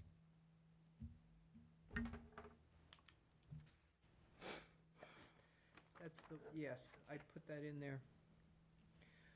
Otherwise, all my weekends in July are booked. Right? Goal setting session. Why did it come up at Flax Pond? Did we do it there one time? No. Must have. Must have. It's weird. All right. Does that work for everybody's schedule? Mm-hmm. All right, great. All right, so what do we got? We've got one more meeting in May. We have the annual town election. Oh, and I'm glad to see the energy grant manager on there. Thank you, Bob. We have coming up at our next meeting is going to be the second hearing for the landing fees. Communication plan, wonderful. Waterway and Shellfish Advisory Report, Mattakey's utilization, and energy grant manager, as well as the proclamation for the public works. That'll be a great. So Mattakey's utilization will probably be some time. Oh, yeah. Probably have some hearings or something come in between now and then as well. So on June 9th will be our next meeting after that. We will swear in anybody who is newly elected or re-elected, organize the board. Well, we have the dog hearing, change of hours for the music room, change of ownership and stock in Longfellows, change of manager. I thought we just had Longfellows before us. That must have been for something else. But it We was, did have Longfellows. Yep. Change of managers for the Moose, special entertainment for the Yarmouth Library and the Tiny Ren Fair, which we did last year. I thought that when we had stuff like that, that was, I don't think it was the same fair. okay, all right. And then an update with PFAS. Oh, good. And that's looking a month out. Does anybody have any? Longfellows was the change of manager. Okay. Now they're changing ownership and All right. stuff, so it's a different. Oh, okay. Okay. All right. Do we want to have the dredging and sand replenishment soon? I don't think so. I think if it's necessary, they'll have to bring it to us, but chances are, I think Mark has a point, that they might just be ramping up, but it could be months and months out, and there'll probably be a whole public process that hopefully our staff will be able to, if there's an issue that we can help with, Bob, on that, then we'll put it on the agenda. But I'm not sure what the agenda topic would be right now. We have a study, beach nourishment study that's in the works. Was that mentioned? It's just going out to bid now, though. so we Okay. don't- There's Very not- good. There's not gonna be anything ready for that. Okay. Do we want to talk at all about the residential exemption? I think I would recommend, as an item, we should be talking about long-term financial planning. I would say that that's part of our goal Right. setting discussion in Yeah. terms of where that fits in terms of what we want to do, and actually what we want to get out of that. In the goals. What the timing Yeah, and the is timing, for it, because the timing is not to do it now. The timing is to do it when you move forward with the projects, so that what it does is it hedges against property tax impact for the average taxpayer. Right, so I would argue the RTE. Well, I can tell you when it wasn't time, in my opinion, to talk about it, which was at town meeting.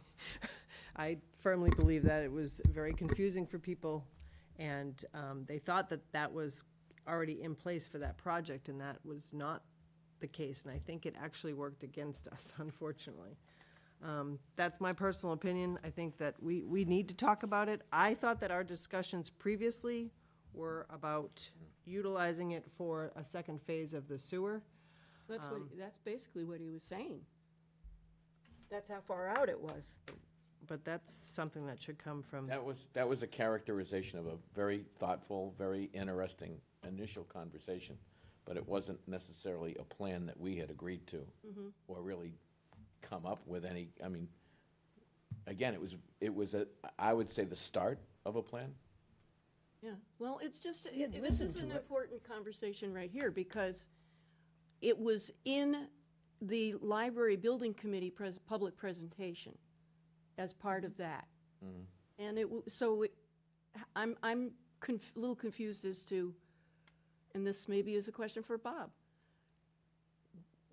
It was timely, if we were going to have a vote for a library, that piece of it had to be addressed, and he addressed it, and I thought it was part of our, as he put it, this was their looking long-term at a capital plan, and that's what it struck me as part of, that we hadn't hit the details, because we don't have. That was not a plan that we as a board had approved. Well, how did it go? that? We heard it. All right? Yeah. So, Go ahead, but we Dorothy. should take this up not now. Right. We should take it up as a separate agenda item. right, we will talk about it in our goal setting. Thank you. So Bob will bring his presentation back, and we will talk about it. Okay, so is there anything else on the agenda review? Any individual items? Any what type of items? Oh, individual. Yes, I had to. Of course, because Why'd you do, Liz? Because you get up for them on a Tuesday morning. There is a Carrie Nealon letter here that we got, Carrie Doc Nealon. That was the gentleman who was, Right? yep. So he's wondering if we couldn't amend the current notification requirements, because he noted that it was a little over the top. if anybody read his Right, letter. I don't know if you heard my comments at the beginning of it, we got the letter. Some of the requirements are, I know Amy is looking into them, but some of the requirements may be in our policies, some of them may be a state requirement, so I'm not sure where. So it's being looked into? Well, I know I talked to Amy about it, and she was gonna look and see what parts of it were required by state, like he's asking to remove the return receipt requirements, and I know to some extent we had done that with the certification, and so they didn't have to bring it in, but some of it might be required by law, so. But it's, so that's you're answering my question. Amy's reviewing. Yes. Okay. Okay. And then the next question, in our minutes that we approved, there was the DNR overview of the town waste to water assessment. And I know I think it's overdue. Where are we on that, Bob? Do you have a clue? That's a. Not sure I understand your question. Right. The That- project would produce a complete inventory, condition and use assessments, Wastewater. a permitting. Water. of Yeah. the Water, Can I come back and talk to us about it? permitting. Yep. An interactive GIS map for the town website. Amy? DNR does have a draft review. They're finalizing, they're looking through the draft. Once he has a chance to look at it, we'll get him on the agenda to come back and brief. Great. Excellent. Should be, Excellent. within the next month, I would say. That's great. Thank you. And Ooh, I had one I more. think I have nothing. Okay, I well, think I have Liz, one go more. ahead. I'll take Joyce's emptiness. There's also a request from the waste rack that they maybe are allowed to make some changes. Where's the request? I don't know what you. They would like, for instance, to move their meetings to town hall so that they're more. Where are you getting this information? It's in a letter that I have from Spiro as the chair. I'll bring it in the next one if you want. We Well, can. why don't we have it? I don't. Because it's, all right, I'll just submit it to Bob.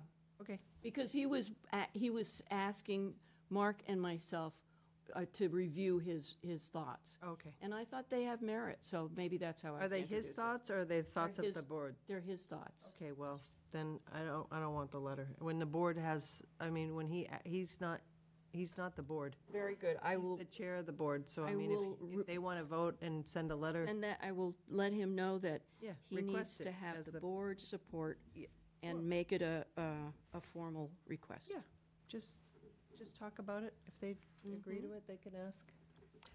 I don't think it remember the needs, I don't think energy- it's anything that we need to even talk, I'm sure that administration can handle that. Energy Committee actually moved. They were here, and then they were in DPW, and they didn't like it as well, so then they've moved Yeah, but back. That's It not seems like anything it's that a we need staff to, thing. yeah, it's nothing that we need to deal with. No. Very good. Yeah, okay. I move that we approve the consent agenda. Are we done with Had it? individual items. Oh, I'm sorry.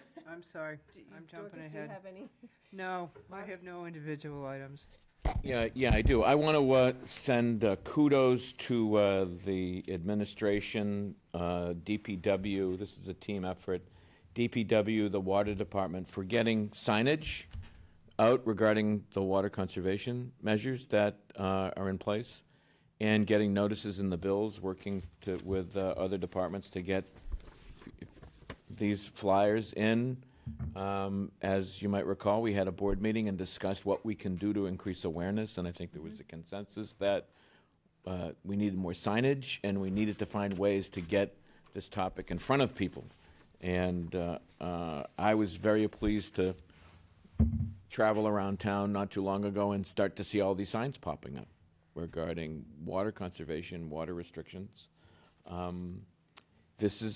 Water is becoming a hot topic around the Cape, and that is how the Cape is developing, and are we doing enough to manage our water resources? And when you hear reports from the state indicating that we're in a drought, in some portions of the Cape it's more serious than others, I think doing our part to sort of create an awareness, I think, is important. So kudos to the Team Yarmouth, for starting work on this, as we talked about at one of our recent board meetings. So they've done a great job. So thank you. Excellent. Pass that on, Bob. Anybody else have any individual items? Okay, consent agenda. Move that we accept the consent agenda. Second. Any questions or comments on anything on the consent agenda? Thank you to the Rotary Club. Yeah, wow. All those in favor? Aye. Any opposed? Passes unanimously, and that brings us to town administrator items. Okay, I do have a report for you this evening. Yesterday, we completed with the police department our active shooter training for the town departments. And obviously, you know, we've gone through the full cycle with public safety, working on it with police and fire. And now the training has gone down to each individual town department. And our instructor was Sergeant Brule that you met this evening for his promotion. And, you know, he did a great job, but it's a very sobering topic. And, you know, I wish there was a real easy way to address that topic, but it's very difficult. So I really thank the police department and plus all of the departments that participated in that training. That was very worthwhile. And also, last week, we conducted our annual wellness and benefits fair. In fact, right in this room for all of our town employees. And we had individual tables from every single one of our benefits providers to give information on whether it's the health insurance, all of the investment opportunities, or life insurance, AFLAC. And we also had, you know, thank you very much to the county nursing department that came in and did our health screenings. How's your blood pressure, Bob? My blood pressure was fabulous. Good. Worked out great. And also my cholesterol numbers are down. So everything's trending in the right direction. I'm real happy to report. And, you know, the other thing that I think that I really noticed, the information that we've been working with employees on sharing, we've done a lot of work on the health insurance programs to make sure that we put the incentives for the most efficient health insurance programs that provide awesome health care for, you know, not the highest cost. And then the reason that the costs are low is because some of the programs have better contracting, so it's the same exact MRI that we don't have to pay as much for if you're on the right program. And, you know, our numbers now that we have 50% of our workforce enrolled in the HSA HMOs, which are the programs that we've been pushing. So having the information in the fairs, it was great. It was great to see all of the participation, and someone won a bike in our raffle too. So that was a great program. But it's good to keep the wellness and benefits fair, and it's a good, you know, benefit for town employees to receive that information and the attention, and that also helps, I think, in the overall recruitment and retention efforts. I wanted to let you know that I attended this afternoon Cape Cod Airport Noise Abatement Roundtable meeting, and we've established a working group with the new administration at the airport to discuss noise abatement issues. And Christine Greeley, our representative to the Airport Commission, and I work very closely on that, along with Ron Price, the town's consultant. And we've developed some great ideas, and what we're working toward right now is establishing for September 16, which is a Wednesday, is our tentative public information day. We're going to work throughout the summer on some of these noise abatement issues, and then we're going to have our first major public meeting, which we're going to follow up with.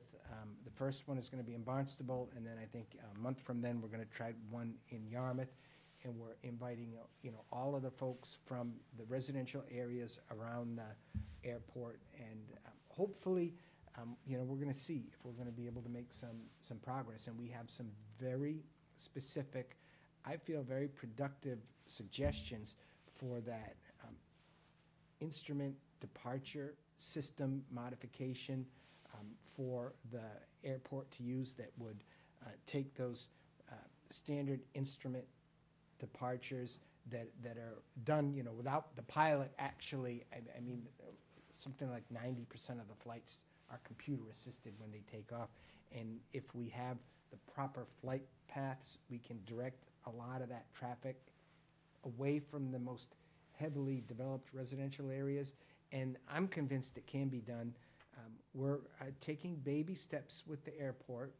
We're building trust at this point, so we're still working through that process, but we're hoping by the time we work through the summer that we're going to have some real substantive, hopefully productive suggestions. So that's moving forward, and I think we've had 3 meetings already. And, you know, we're meeting monthly with the airport, and so the communication at least is at a high level. I did want to mention, while we were here, I really enjoyed the Parker's River Landing Yes. opening. I mean, that was a great session for our community, and it'd be nice to continue, you know, to follow that up with more positive I community think we should have a events. summer meeting on the boardwalk. It would be a great idea. And I think, you know, there's ways of engaging people and involving them in our activities in a positive way. We don't have to set up, you know, these things where people are fighting every single time that we pull the community together. And so I think it'd be a good idea to continue, you know, to think about some positive interactions with our local citizenry where we're not just, you know, hitting on these national issues that are, you know, divisive or you know, things of that nature. I think there was a lot of positive feedback there. So, but it was great, and I also I thought the flag raising was really great that too. was And I think if you ever do the Pledge of Allegiance, you have to get Representative Zaros to lead that, because I love the way he prefaces, "We're going to do it, and we're going to do it loud, and we're going to do proud." it slow." Yeah. That's great. So that was a great event. And again, yesterday we did have our RAC meeting, and the chairman brought up his idea. And I know what he wanted to ask the select board is that, did you guys think he should change the time of the meetings to maybe have them later so more people can participate, maybe move them down here so he would be on TV? Is there anything that the RAC could do, you know, differently to get out there more in the community? So he brought, you know, those issues up with his committee, but, you know, they're still deliberating it a little bit. So I think, you I'm know. sure you'll work with them with whatever, I mean, when people volunteer and they commit to something, changing the time, you have to make sure that everybody can do it, but, I mean, I know you'll work with them. Yeah, and if we find a place down here and we put it on TV, all the better, All so. the better. I think that's a great idea. Good. But that's just a smattering of some of the things from the last week, which was a short week. We had a very late town meeting, and so it was good. You know, the thing about the town meeting, you know, we could focus on like the one capital article, but, you know, there's a tremendous amount of work that goes into that town meeting. Yeah. And, you know, and it starts with the budget process that we get going in the previous October. Yeah. And a lot of people did a tremendous amount of work. And, you know, there was just a solid town meeting, I think, all around with the preparation, you know, for 700 people. The glitches that we have really weren't on the technical elements. It was. Thank goodness we had enough, we've had some issues in the past, not enough warrants, all that seemed to go smoothly. There was some technical with the sound at one point or time or the other that I heard, but. Moderator's mic wasn't working at one point. Yeah. While you're bringing that up, we got a text message from Mr. Glynn that the Dennistown meeting, they have 1,000 people. Ooh. Wow. They have a community center on their, on their That's thing. right, the And 30 million. And I do, not to steal your, They used an overflow. your time. They used an overflow room?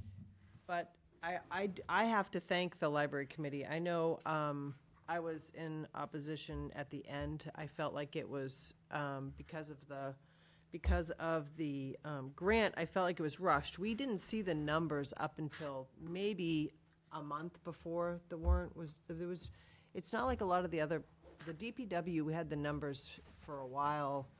You know, they went back and forth. I didn't feel like we had the opportunity to really have much of a say at the end to shape what was going to happen. But I do have to say, I don't ever like voting against a project like that. I know those people put their heart and soul into it.